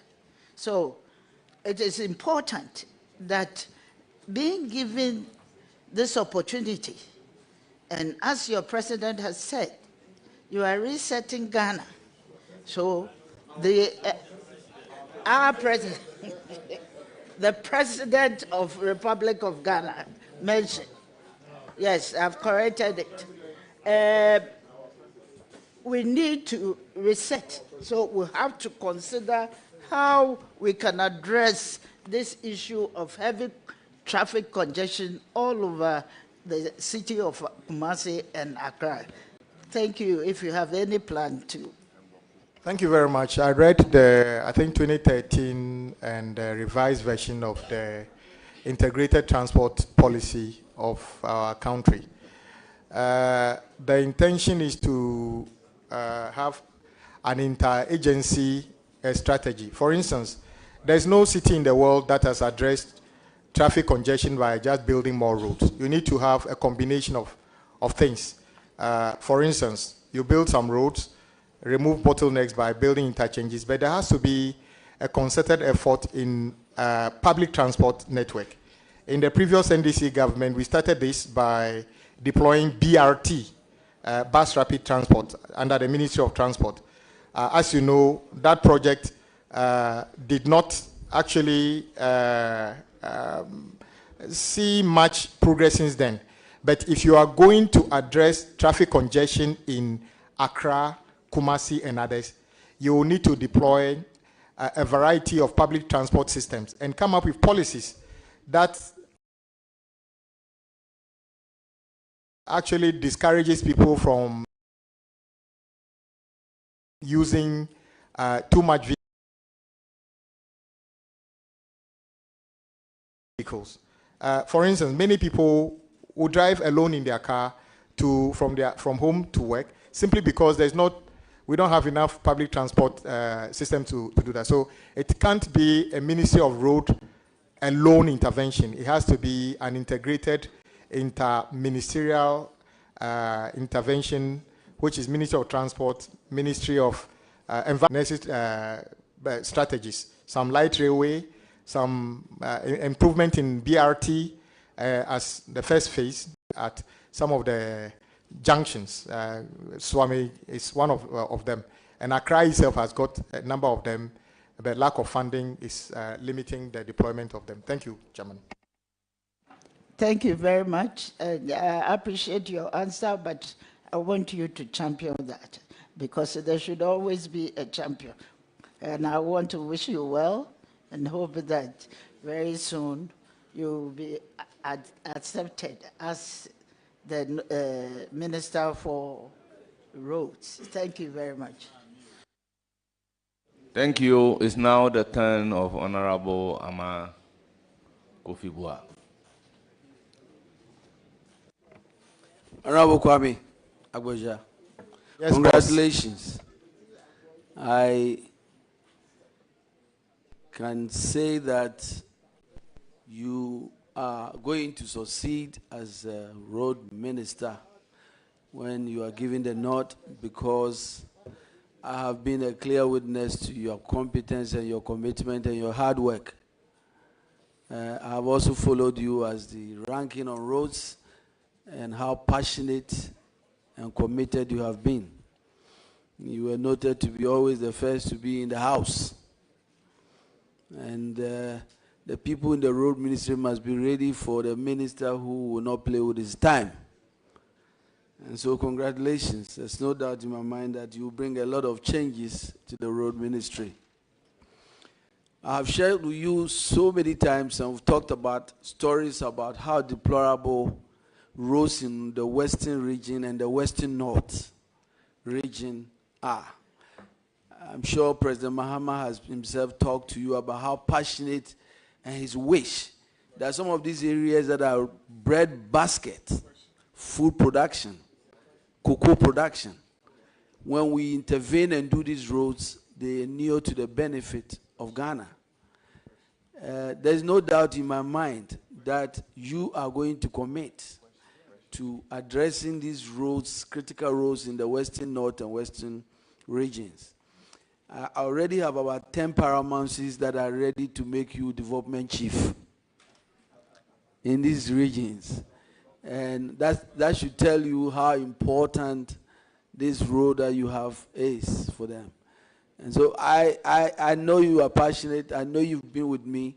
I want you to basically say something about your commitment to these areas.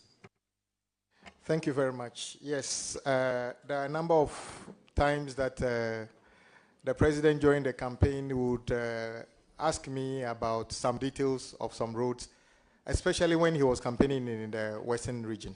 And yes, I would give him my opinion on those things. Indeed, anybody who has ever traveled across our country will notice that parts of the regions you mentioned require urgent attention in terms of roads because of the resources that get stuck there because we can't evacuate, whether it's food, timber, and other things. It's just not acceptable. So yes, I'm committing, and the president has already committed to those areas about his intention to improve those road networks.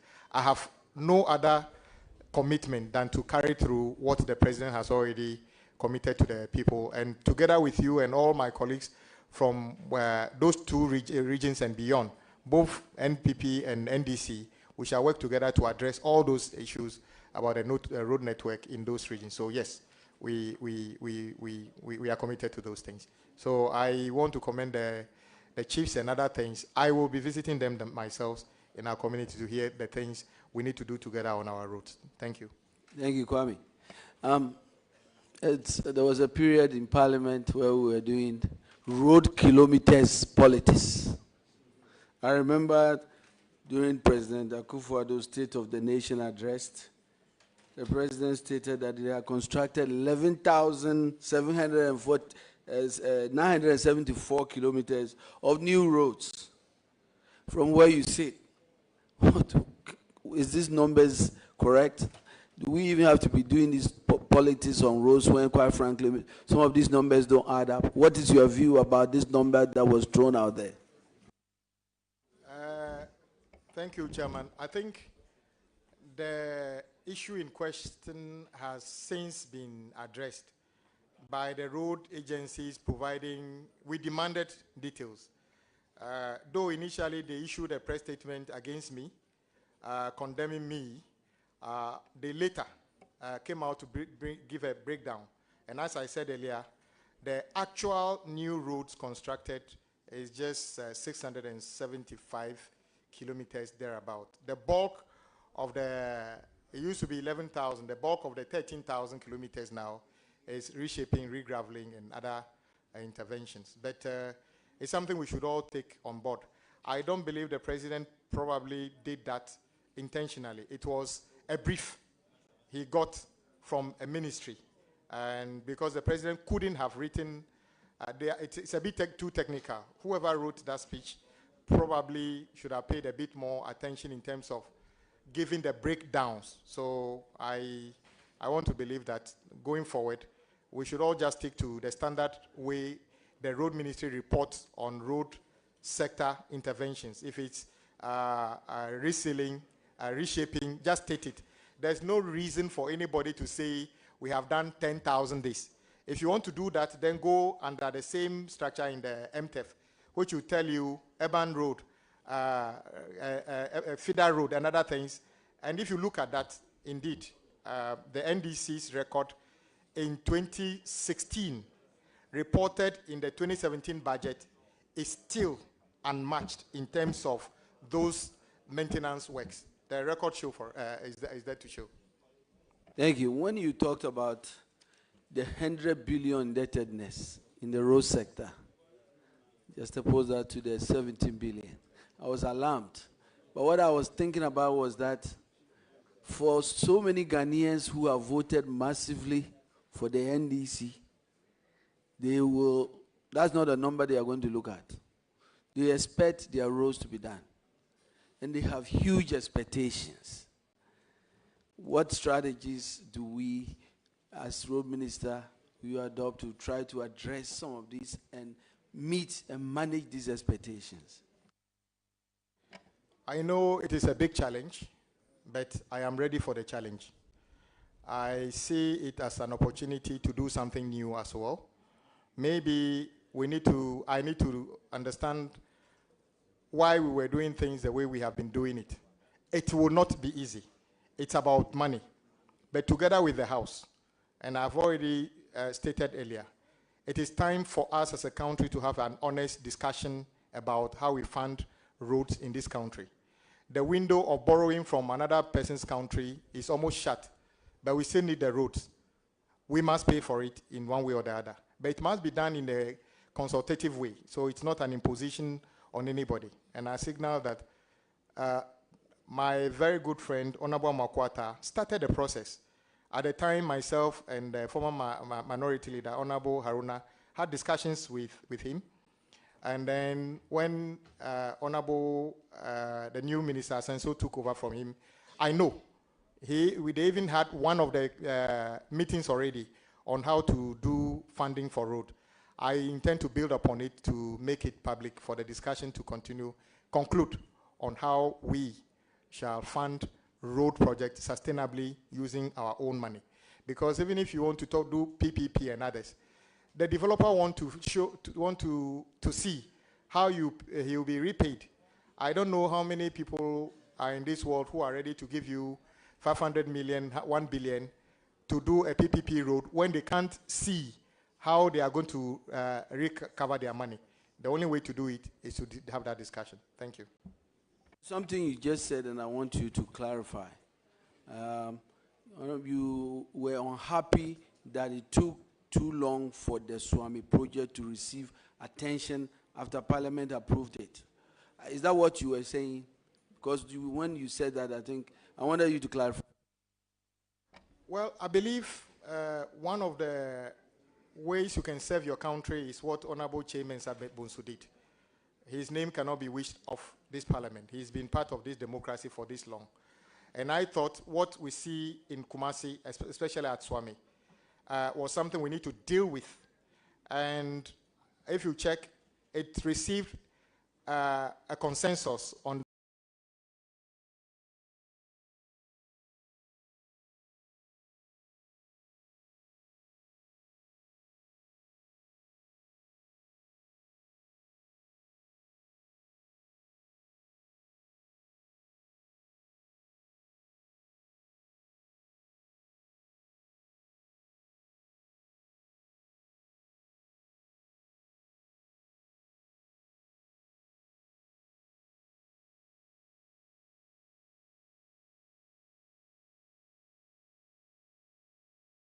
floor as to why we should do that project.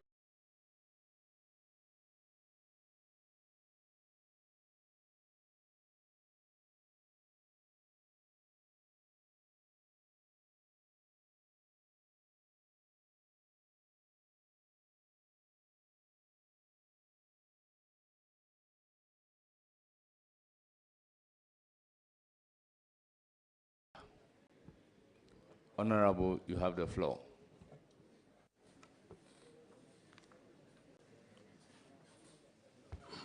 My respected colleague, first let me congratulate you on your nomination.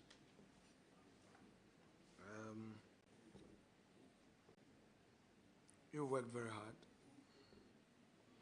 and I respect you for your stance on matters when you have to express your view. I believe that being a majority leader, I got a close shot of what you stand for. And I have no doubt on my mind at all that should all things go well, the nation would benefit from your talent. Honorable Amwakwata has described you as an upright and forthcoming person, the former Roads and Highways Minister. That's how he describes you. Your colleagues in the then Minority Caucus describe you as intelligent, frank, but temperamental. In view of the fact that this enterprise of ours is perception-driven, what will be your reaction going into the Roads Ministry in respect of this aspect of the perception held by your colleagues. Thank you. Thank you, Chairman, and I want to thank colleagues for the feedback. I think it's important. They raise issue about my temperament, and yes, you are right. I am, when I believe in something, sometimes yourself you tell me, just be careful the way you put it. So for that part, I will work on it. Thank you. Thank you very much. Honorable, I shall go into your CV with you. So if you have it with you, please. Page 1 of your CV. Used. Yeah, I'll be using it.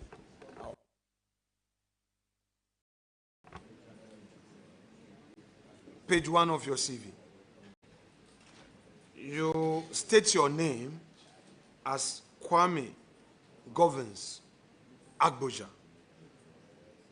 whereas the communication from His Excellency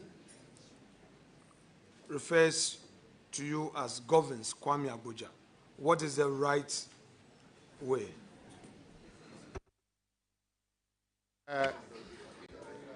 I prefer to be called Kwame Agboja. Yes, Chairman, I just want the correct full name. It's in my passport and on my Ghana card is Kwame. My middle name is Governs. My Christian name or first name is Kwame Agboja. I know people don't understand it, but I prefer my name to be Kwame. So my middle name is Governs. Very well. So, Kwame, in all difficulties and dangers, in whom would you put your trust? In Jehovah. Well, that assured, I shall proceed with the necessary questions for this your vetting. If you look at page 1 again, you have languages spoken and written. And you have there Ewe, tree, English. I speak my broken and-law with you, and then we speak English 99% of the time. My and-law is not good at all, as you may know, because of my Efutu, dilution. So I don't speak tree with you. Is it the case that you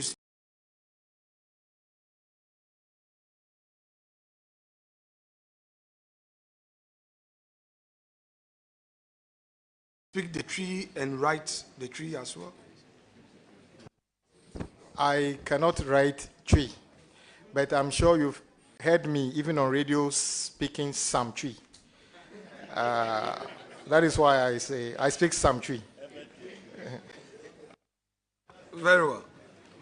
So, Kwame, hometown, you have Adaklu, Kodiabe.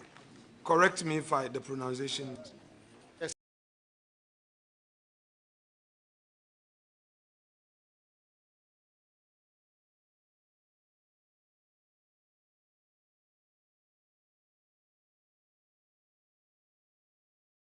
Adaklu, Kodiabe.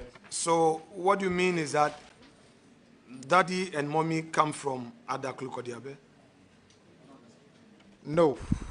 Please clarify. Yes. My father comes from Kodiabe.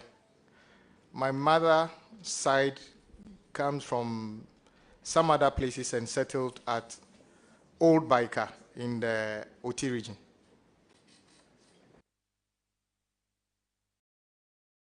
Through your CV again,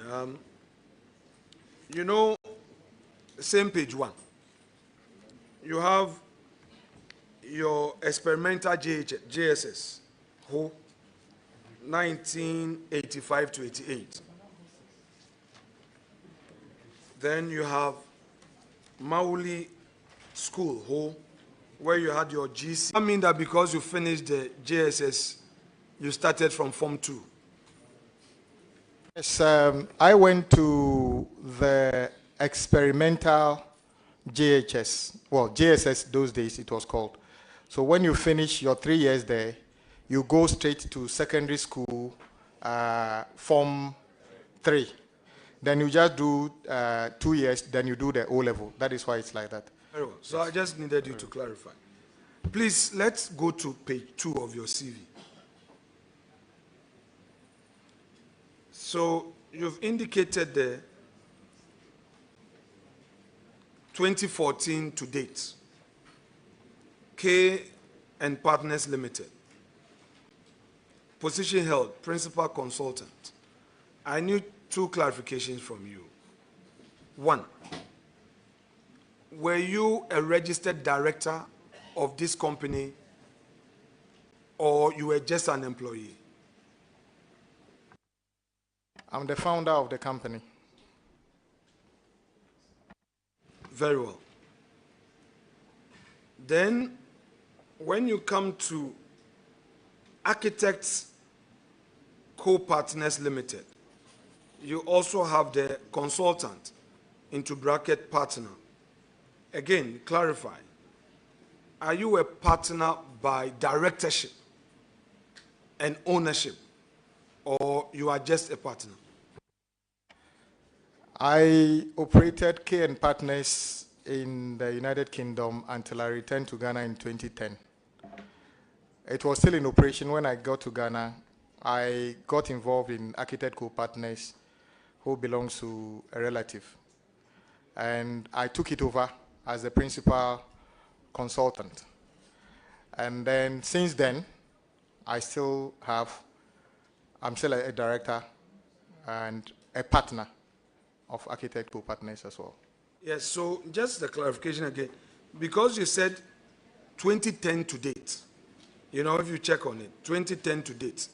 So I just wanted you to clarify whether whilst you were in Ghana, serving as a member of parliament, you were still in the employ of that company, and whether the company at all was operational, you know. Architect Co-Partners is not very active today. K & Partners is slightly more active than Architect Co-Partners. But you see 2010 till today simply because I got involved with Architect Co-Partners since 2010 and closed down K & Partners in the UK and restarted it in Ghana from 2014. Very well. So you may want to do some amendment in future to that, the Architect and Co-Partners. Thank you very much. All right. Honorable, so again, normally we take dispensation from the speaker to practice our profession, those of us who are still in active projects. Did it ever happen that the need arose for you to take some permission from speaker to enable you practice, or really you were not too active? Yes, in fact, I was a member of one of my favorite committees is a committee of members holding office of profit. So I made sure I took permission. We just started the 9th Parliament, and I will be doing that as soon as Parliament is properly constituted. Well, suffice to state that you may not have the time to practice your profession. The heavy load of the Rose Minister may not permit you, but anyway, that's okay. Apart from these companies that you founded, are there other companies that you founded that you've not stated on your CV, please? Yes, I have a parent company that I use to run other interests. What's the name of that company? I want to reserve since I didn't state it officially on my CV, I want to reserve the right. It doesn't matter. I'm on notice of it, or it has come to my. I was going to put that to you, having laid the foundation. So I don't mind if it pleases you to. I run Southwell Technical Services and others as well. Because I know that for a fact. So since I didn't find it, I thought perhaps it was an omission. So I was laying the foundation, then put it to you. But since you've disclosed it, there's no problem at all. So this is a Ghanaian registered entity, correct? It's a Ghanaian registered entity. Are you the sole shareholder? I'm the sole shareholder in that one. And how many of you are directors of this entity? Two. You and who, please? You and who, please? You want me to mention the names of the people?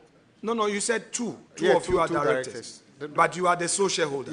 Yes. The other person is just a director, secretary. I understand. Okay. No, the new Register General, the new regulation, the law we passed, we can't have secretary director.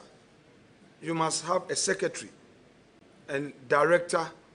They must be separate. Previously, you can have secretary director. So I just want to know from you. You have a secretary to this company, separate or different from a director, or you have a director secretary?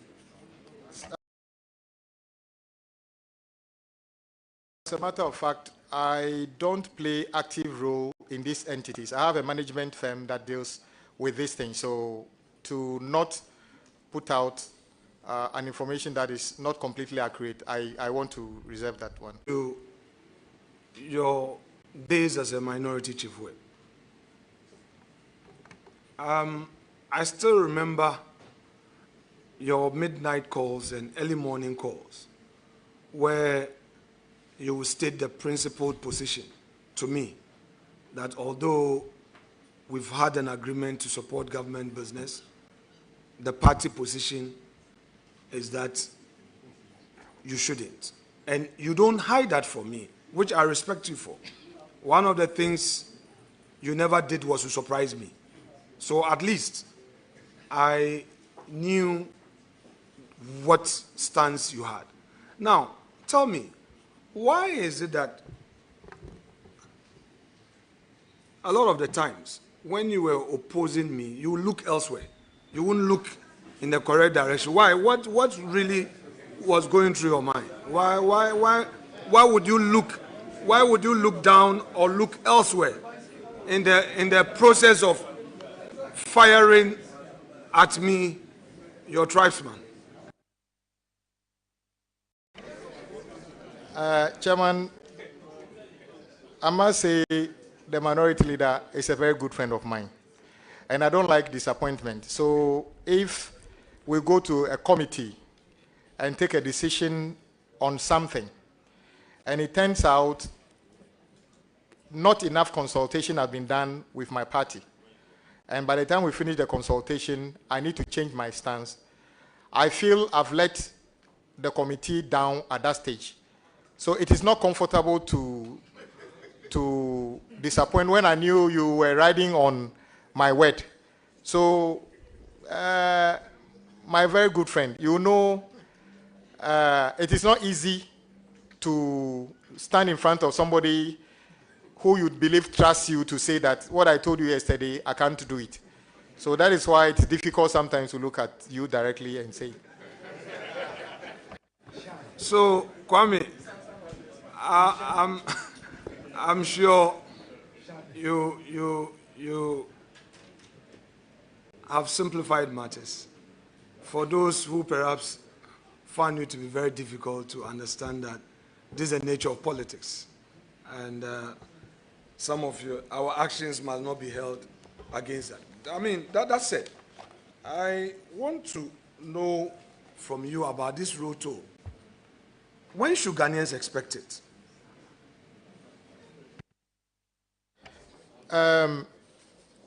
The issue about the road toll got the attention of the whole country.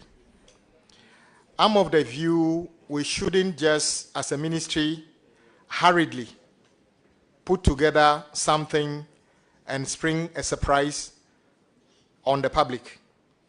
I believe there has to be some engagement to consolidate our position.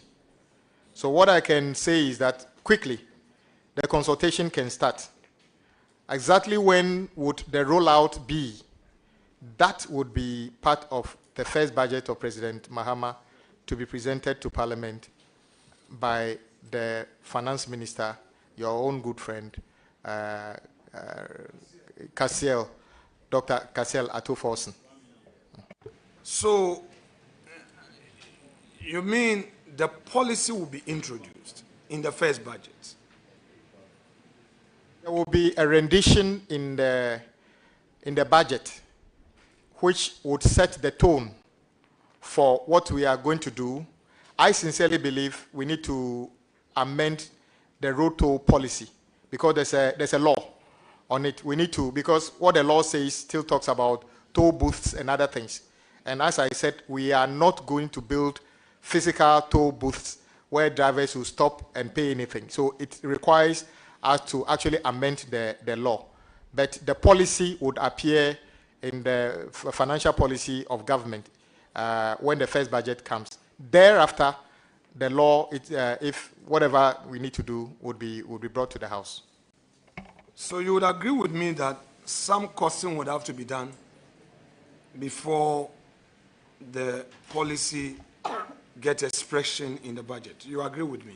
Certainly. We have done some simulations already. I am aware we have done some surveys, both at the ministry and some other people have done that already in terms of the collection of data.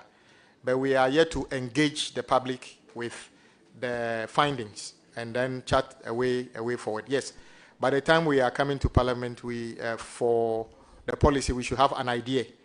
First of all, how much we intend to charge and how much accruals we expect and what that money is supposed to do. Particularly, Ghanaians must get to know what that money is supposed to do. But do you think Ghanaians must equally know the cost of rendering the services vis-a-vis the platforms you are going to rely on, since it's a whole technology drive? Of course, it's an inbuilt.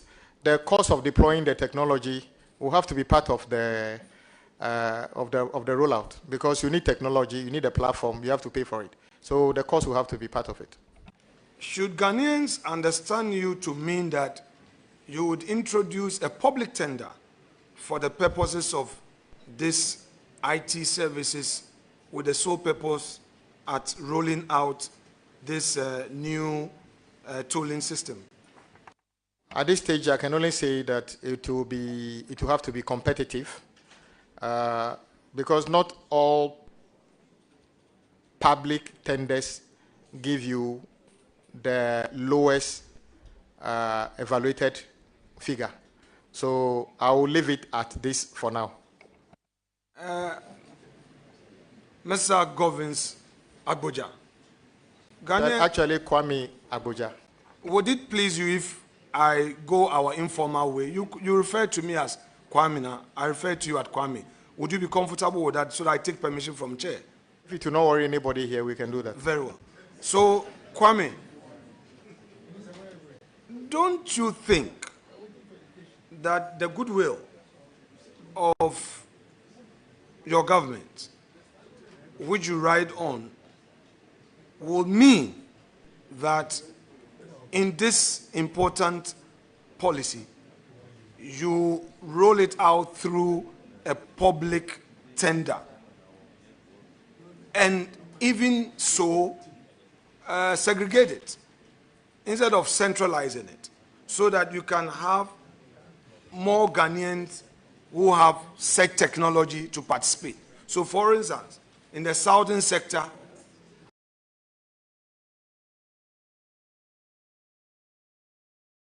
where you would have the Tema, the Wager area, you can have one tender lot, and then in the middle belt, the Kumasi area, you have another lot. In the western region, you can have another lot, and northern region.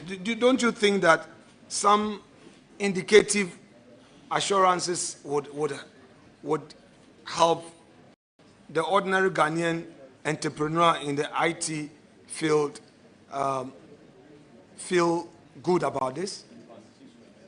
Well, I'm most excited about your concluding part, which is to make this a Ghanaian-owned thing, which will give opportunity to Ghanaians. And I take on board your valuable suggestion that in the process of selecting the would-be operators, we should make it more open. I think it's a valuable idea. When we are doing the consultation, we would consider these things before we come up with a conclusion. Chairman, some stakeholders have called for the suspension of Act 118. You know, it was a bill, a law we enacted to impliedly repeal the Act 540. That is so, the Ghana Highway Authority law. What is your own view about this? The records in Parliament will show that I participated well in the formulation of that law. I am also aware that the implementation is currently receiving challenges. What I said earlier was to say that when I get to the ministry with the kind support of this committee and plenary, I would listen to the stakeholders, i.e. mainly the agencies under the ministry, highways, feeder roads, and urban roads, to understand exactly what their challenges are. And then thereafter, come up with the best possible way of taking it forward, or if we need to tweak sections of the Act to address their issues, because I believe we need to listen to them and to address the issue. Then we can do that. Kwame, I move to this point about quality of our roads. I hold a view that as a political class, we often get too hard on ourselves without paying attention to the technical components that lead to quality of our roads. No doubt, as a politician, you've had cause to lambast the previous government and to talk about the quality of roads. It's your bona fide. I don't take it away from you. I would have cause to criticize your government's quality of roads. I live at Abelingpe. The underbridge that connects Abelingpe to Abofu.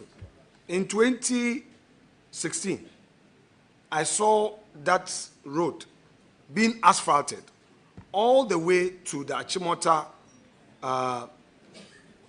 market, that link.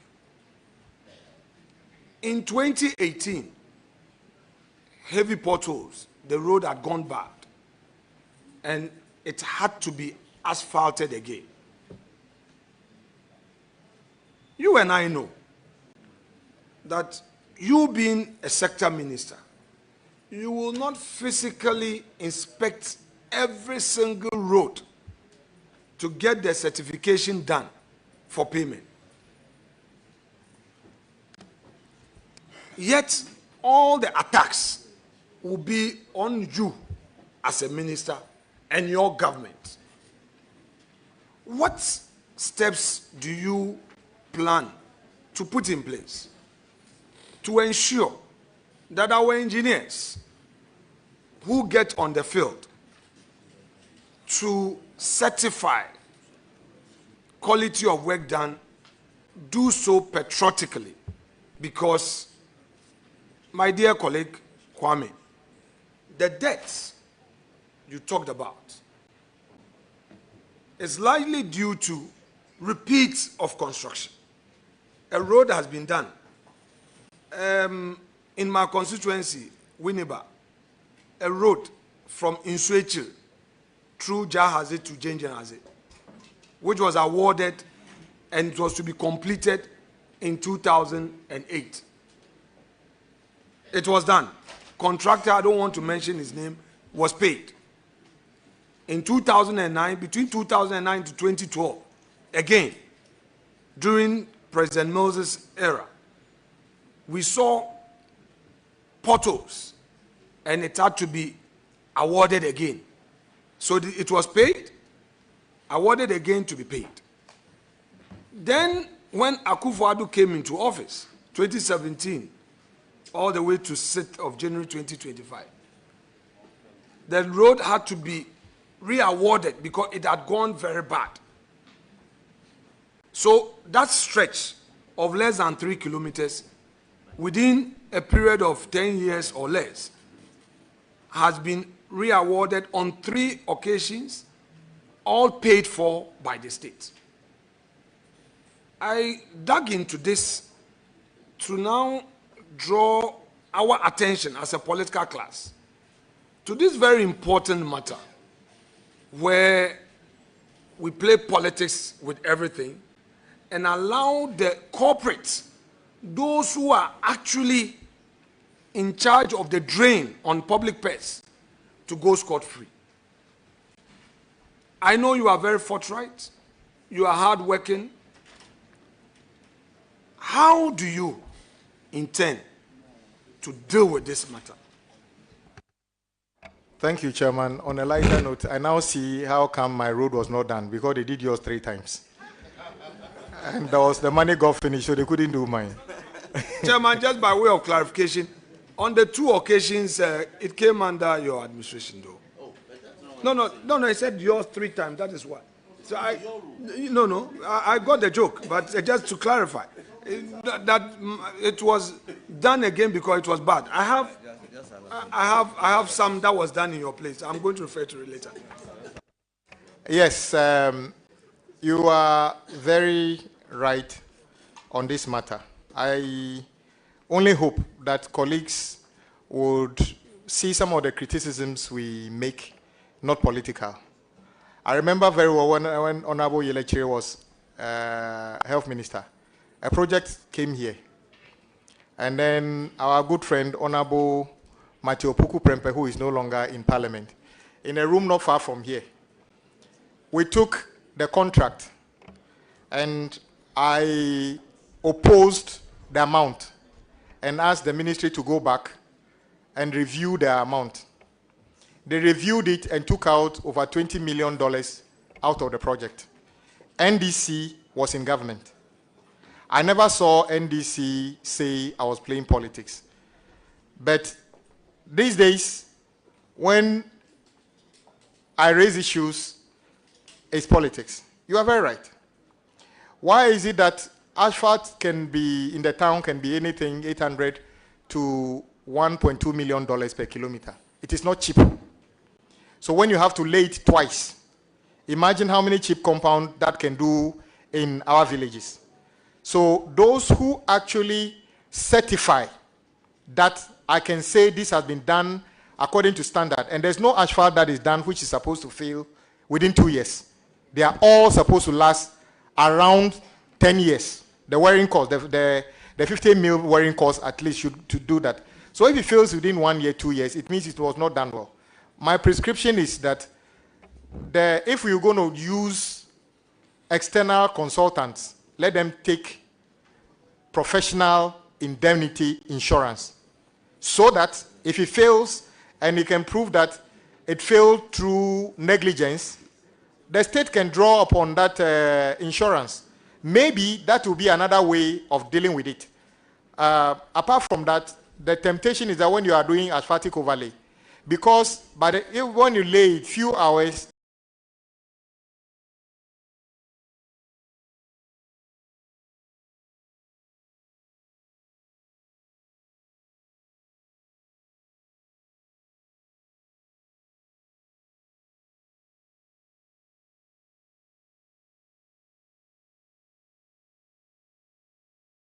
it looks so smooth and good school in Koforidua, which trains road-related professionals.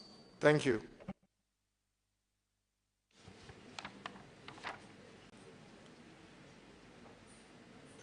Honorable, you raised some concerns about 6-month non-payment clause in contracts. Correct? Mentioned 6 months, but every contract, when written, they will tell you, especially road contract, when certificates are raised and payment is not made over a period, depending on the contract, that money, money can attract 30% interest. You think this is popular with contractors? Extremely popular with contractors. Bad news for government. See. Now let's go to the roads. You've complained about our indebtedness. Do you think you can achieve something significant between now and 2028 December? Yes, President Mahama can achieve in the 4 years better than what we've seen in the last 4 years. No, Kwame, don't let us go there. Okay. I mean, this is a very diplomatic, you see, where you are now, you know, if you go that part, then I may be compelled not to manage the leader relationship. So I will give you an opportunity to rephrase your answer. I am only an advisor to President Mahama on road matters as his Minister for Roads and Highways. Yes, I am saying yes, with the authority of President Mahama, we shall do better, or we shall achieve things on the road sector. So I take the latter phrase. That is very befitting of where you sit now. I'm sure in the chamber this will be a different matter. Now let's delve a bit into that. You see, you have laid the foundation in an earlier answer to a question posed by my respected colleague, Honorable Boama, when he sought your views on the contracts or works in motion in the sector, and you also took time to explain the indebtedness. Now, we are indebted to road contractors heavily. You've given the figures. And then we have contracts that are also ongoing, yet to be completed for them to even raise invoice. So if you say you are going to achieve so much, you are optimistic.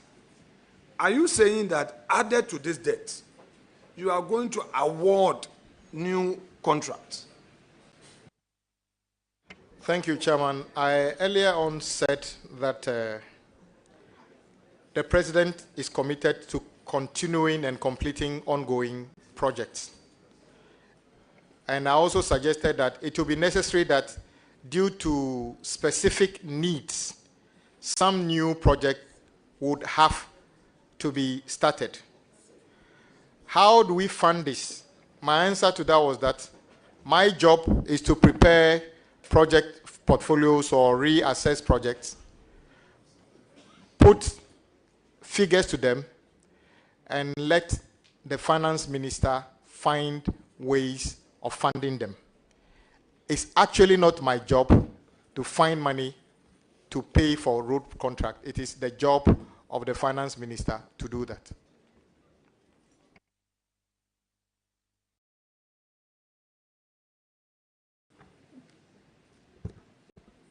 Kwame.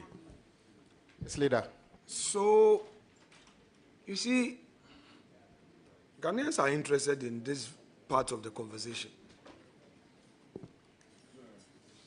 We have a major problem in our road sector. A lot of road contracts awarded. Now, you don't know how to even pay because the money is not there. Would you consider providing for these outstandings through your ambitious $10 billion infrastructure, the big, you call it what? The big push. The $10 billion infrastructure fund that you are looking at for the next 4 years or so? No, the big push is not about paying for recurrent expenditure in the road sector. Yes, it is expected to be a special purpose fund over 4 years, identify, prepare, and package specific impactful projects to be funded by the finance ministry. So we will continue to fund ongoing projects through the usual channels of budgetary allocations and other things. Big push is not intended to be just another money to pay for regraveling or pothole patching or rehabilitation of the standard things we do and every government does. That is not what it's intended to be. And it's not a 10 billion for road ministry only, it's infrastructure. So it is upon the president to determine the allocation as to what goes to health, education, transportation, and others. Should the ordinary Ghanaian businessman who has taken a loan from the bank and use his assets as collateral to construct roads be assured that going in there as a minister, you will take steps to ensure prompt or regular payment? Chairman, that is exactly so, and that is the vision of President Mahama, because that is the only way we can create sustainable, homegrown jobs. You know my credentials on this matter. I fought and got the contract with Motor Angels on the motorway terminated so that it will be awarded to a Ghanaian company, because I know that Ghanaian would employ Ghanaians and the benefit of that remains in our economy. So we need to do more of that for our Ghanaian businessmen. I believe road contractors or contractors generally are one of the most patriotic. Why? If somebody takes a public job and have decided to collateralize the roof over his head where he himself and his children, wife, everybody sits, how many people can do that? If the person is not patriotic, he wouldn't have done that. So Ghanaian contractors are actually patriotic.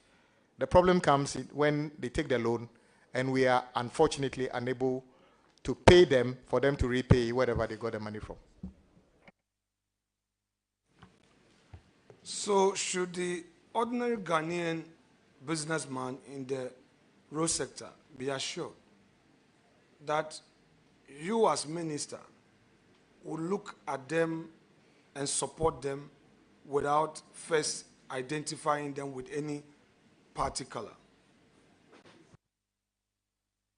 The industry players will tell you that I am the first to say that don't tag contractors with political colors, because I don't expect a contractor who, assuming he's even your friend, assuming you registered a company for him, I don't expect him to stop working because you are in opposition.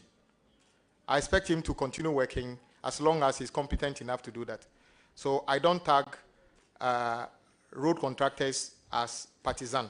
Who they vote for, I don't know. As long as they do a good job and adhere to the tenets of the contract, we are ready to go.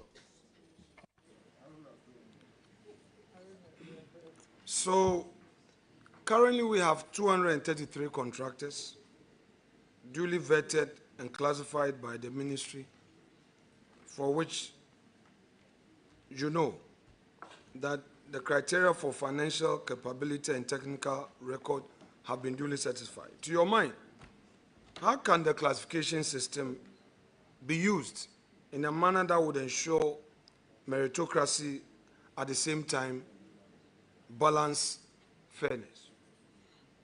The classification has to go in tandem with other support and including competency, because if it's just a matter of you want class A contractor, so you need a number of bulldozers, excavators, graders, tipper trucks, personnel in terms of engineers and other things. Any businessman can do that, but whether the person is committed to do the work is different. I also know contractors have issues with the way the classification is done in a way. You do a classification and say the highest level can do work up to a certain standard. Then when you bid, the guys at the top come and bid with the people lower here. But because of the capacity they have, then the lower guys can never get the award. So whilst we're doing the classification, it has to come together with other interventions to make sure players on the different stratas of operation can all participate in what we are expecting them to do. But it also depends on not only the record.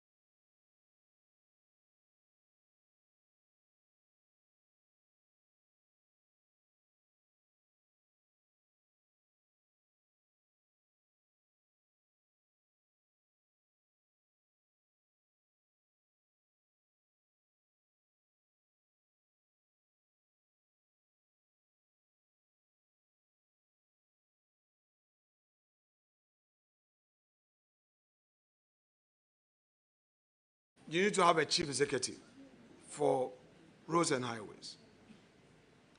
Under normal circumstances, some consultations would ensue.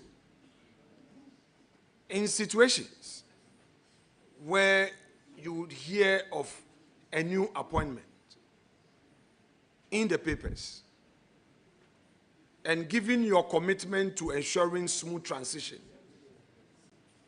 would you boldly take it up to address such untidiness, all in the best interest of Mother Ghana? Chairman, that's exactly what I will do. That is why I avoided making direct comments about things like that, because to be honest, even during the transition, I never stepped foot at the ministry.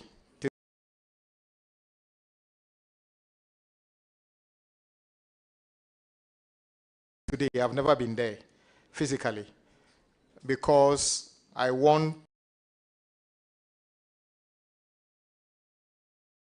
if this house approves me, to go there with open mind. I don't want to go there with a baggage where I have preconceived ideas about anything. I want to go there and see for myself and take decisions that would be in the best interest of Ghanaians and in line with the vision of President Mahama.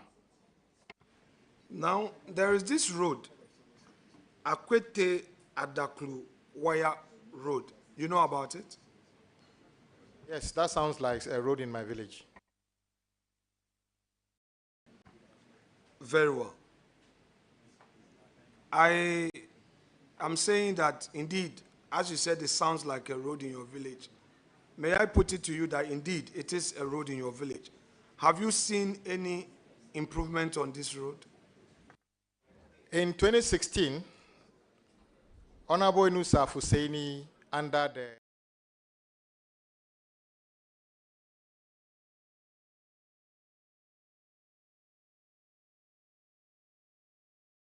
wire, Abwadi, not Chrepe, Abwadi wire to Kaime was part of those projects.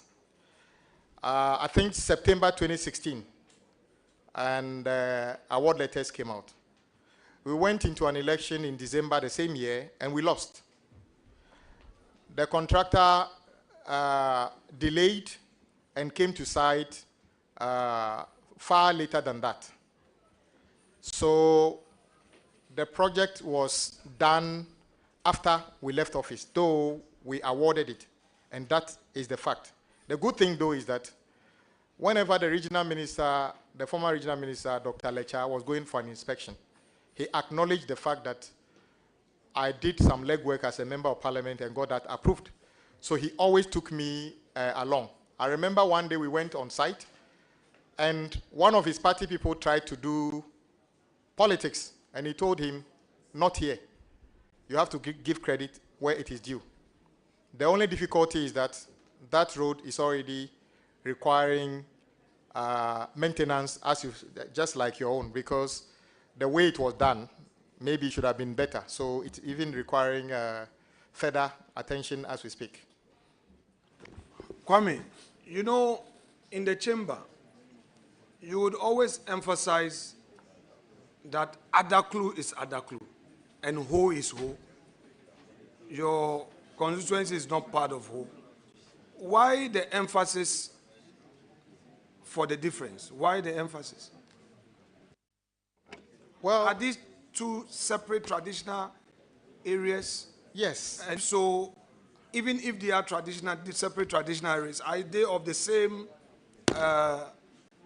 group or different? Well, if we talk about the people, you and I have our parents from different places, but we are somewhere. So you can imagine if you share boundary with another town. So Ho and Adaklu, if you were to be coming from, I assume you know Ho, on the way from Ho towards Sogakope, going to Sogakope, it will be difficult to tell where is Ho and where is Adaklu because they are almost becoming twin towns. So yes, Adaklu is separate from Ho. The confusion, a bit confusion I've seen in recent time started when in 2016, the NDC decided to donate some land to government through some families to build a regional sports stadium. That land is largely in Adaklu because you can't get that size of land inside the boundaries of Ho. We couldn't do that before we lost the election. When the NPP came, they wanted to do these regional youth centers. They fell upon part of that land and built it. It became a bit of challenge, and I must commend my brother, the former sports minister, who set the record straight that, yes, it is a Volta Regional Youth center, but the location is in Ho, but it's in Adaklu. And the president himself, when he came and we were lucky to host the 6th match there, he said categorically, we are in Adaklu. So when he came, he paid a courtesy call on my revered chiefs and made them aware. So, but there's no challenge between us and Ho people. It's just the issue of that boundary, which is not even a boundary dispute or anything. So, yes, Ho and Adaklu are different in terms of traditional areas. So, Keta, Anoga, Aplao area, they describe themselves as Anlo people. So the Adaklu Ho area, how do you describe yourself? I know a Ho, they call themselves Asogli. And then Daklu, we call ourselves Bekou. So they are completely different. So Ho is Asogli. So the paramount chief, Togbe Afede is there, and then we have our Togbe Bubi Acha. Chairman, a point of order. The paramount chief of Adaklu. I'm using persuasion. Chairman. Okay. My respected colleague, the chair, who is also a family member, has just given me some education on even the further breakdowns that we have the Anlo, Aveno, and then the Tong, and all those breakdowns. Anyway, so in concluding, I would want to know from you, what is your source of inspiration for public service?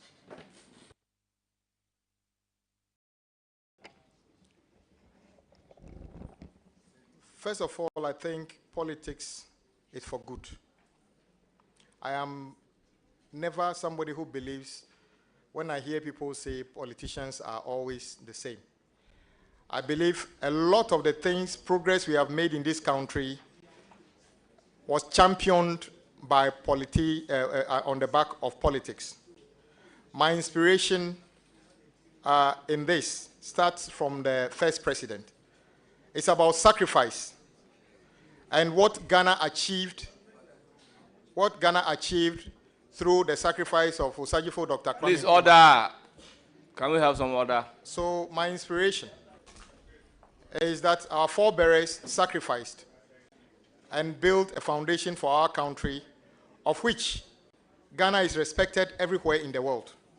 So our generation must be inspired to do and build upon what our forebears have built. So yes, I'm in this because I believe I can contribute positively on top of what our forebears have done. The young man at the university, the young man and the young woman at the College of Education, the Ghanaian youth who aspires to be a politician and aspires to be part of the political system of our country. What is your advice to them? They are listening to you. Chairman, I may be biased, but my advice is, before you become a full-time politician, get a day job, which you can do even when you are a politician. In my own life, the resources I spend in my constituency, the bulk of it does not come from the sources in politics. As you know, our salary, my salary, and I show it to people in my constituency, is 15,000 cedis. At one weekend, by the time I finish my funeral rounds, I must have spent that. The rest is what I gather from the little consultancy and other small things I do. So my advice to the young man who wants to enter politics is get a day job that is sustainable first. Perhaps it will be easier to get a profession before you start, because it is not easy to do that in tandem. That is my advice. Kwame, finally, to draw the curtains on this, what is your reaction, Chairman? I know the nominee would want to pay attention to the question, and I am equally aware that many of the members here, especially from the majority side, want to show face in the cameras so that they get appointment. Yes, that's on a lighter note. You should be able to take it. Stop. Take it. It's part of it. Don't react. Don't. Mr. Chairman, if they don't want to take this little joke, maybe, yes. The point is that a lot of you are here. We know only few of you will be nominated. So please allow the few who have been nominated to go through their process of vetting. We will vet them. We will vet them. And those of you who will not make it, you will be with us at the back bench. When you are in government and they don't appoint you, you and the opposition MP, the value is the same. Chairman, whether micro minority or mighty minority or backbench majority, the value is the same. They don't appoint you into government. So it is only 60 regional ministers, deputy ministers, substantive ministers. A lot of you will not make it. Anyway, Chairman, to draw the curtain on this, Kwame, I would want you to be firm. I worked with Honorable Amwakwata. I was the chair of the Roots Fund. And I know the pressure that was on him. Ghanaians are, some Ghanaians are capable of describing you in all manner of ways, calling you all manner of names. But if you really want to carry through the inspiration that brought you into public service, you must shut it, be firm, and move on. The drain on the public purse is getting out of hand, but we, the political class, are the cause. So make a difference. I entertain no doubt in your ability to do that and just that. Thank you so much indeed. Chairman, I am done. Yeah. Thank you, Leader. All members, order. Order. Thank you very much. All members, may I use the opportunity to recognize some dignitaries who are here to support the nominee, Minister Designate for Roads and Highways. All members, we have in our midst Jerry Yao Amako, Chairman Adaklo. We have Togui Agbobada, Chief of Amfwe Adaklo. We have Mauto Agbavito, Volta Regional Chairman, NDC. We have Raymond Amanuvie, Secretary Adaklo. We have Sky Ganaku, former DC Adaklo. Christian Vadanu, Branch Chairman Adaklo. Nelson Glate, former youth organizer. Honorable Juliana Azuma Mensa, former MP Agwati Maziopi. Honorable Ludic Roger, former national youth organizer, and Prosper Lechu. You are welcome. Honourable members, I want to thank the nominee for attending. Okay, we also have Honourable James Kluche Abeji, former member, Ketu North. And former chairman, Public Accounts Committee. Honourable members, I thank the nominee for attending upon the House and answering questions answering numerous questions. It's now my turn to ask you questions, but have listened to your answers to questions posed. I do not have any question for you, but to congratulate you for attending upon the committee. Surely you will hear from the committee. You are hereby discharged. Thank you, Chairman of the committee.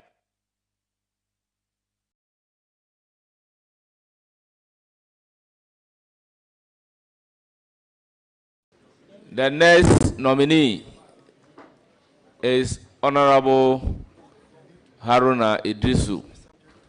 So he should take the seat. Minister Designate for Education.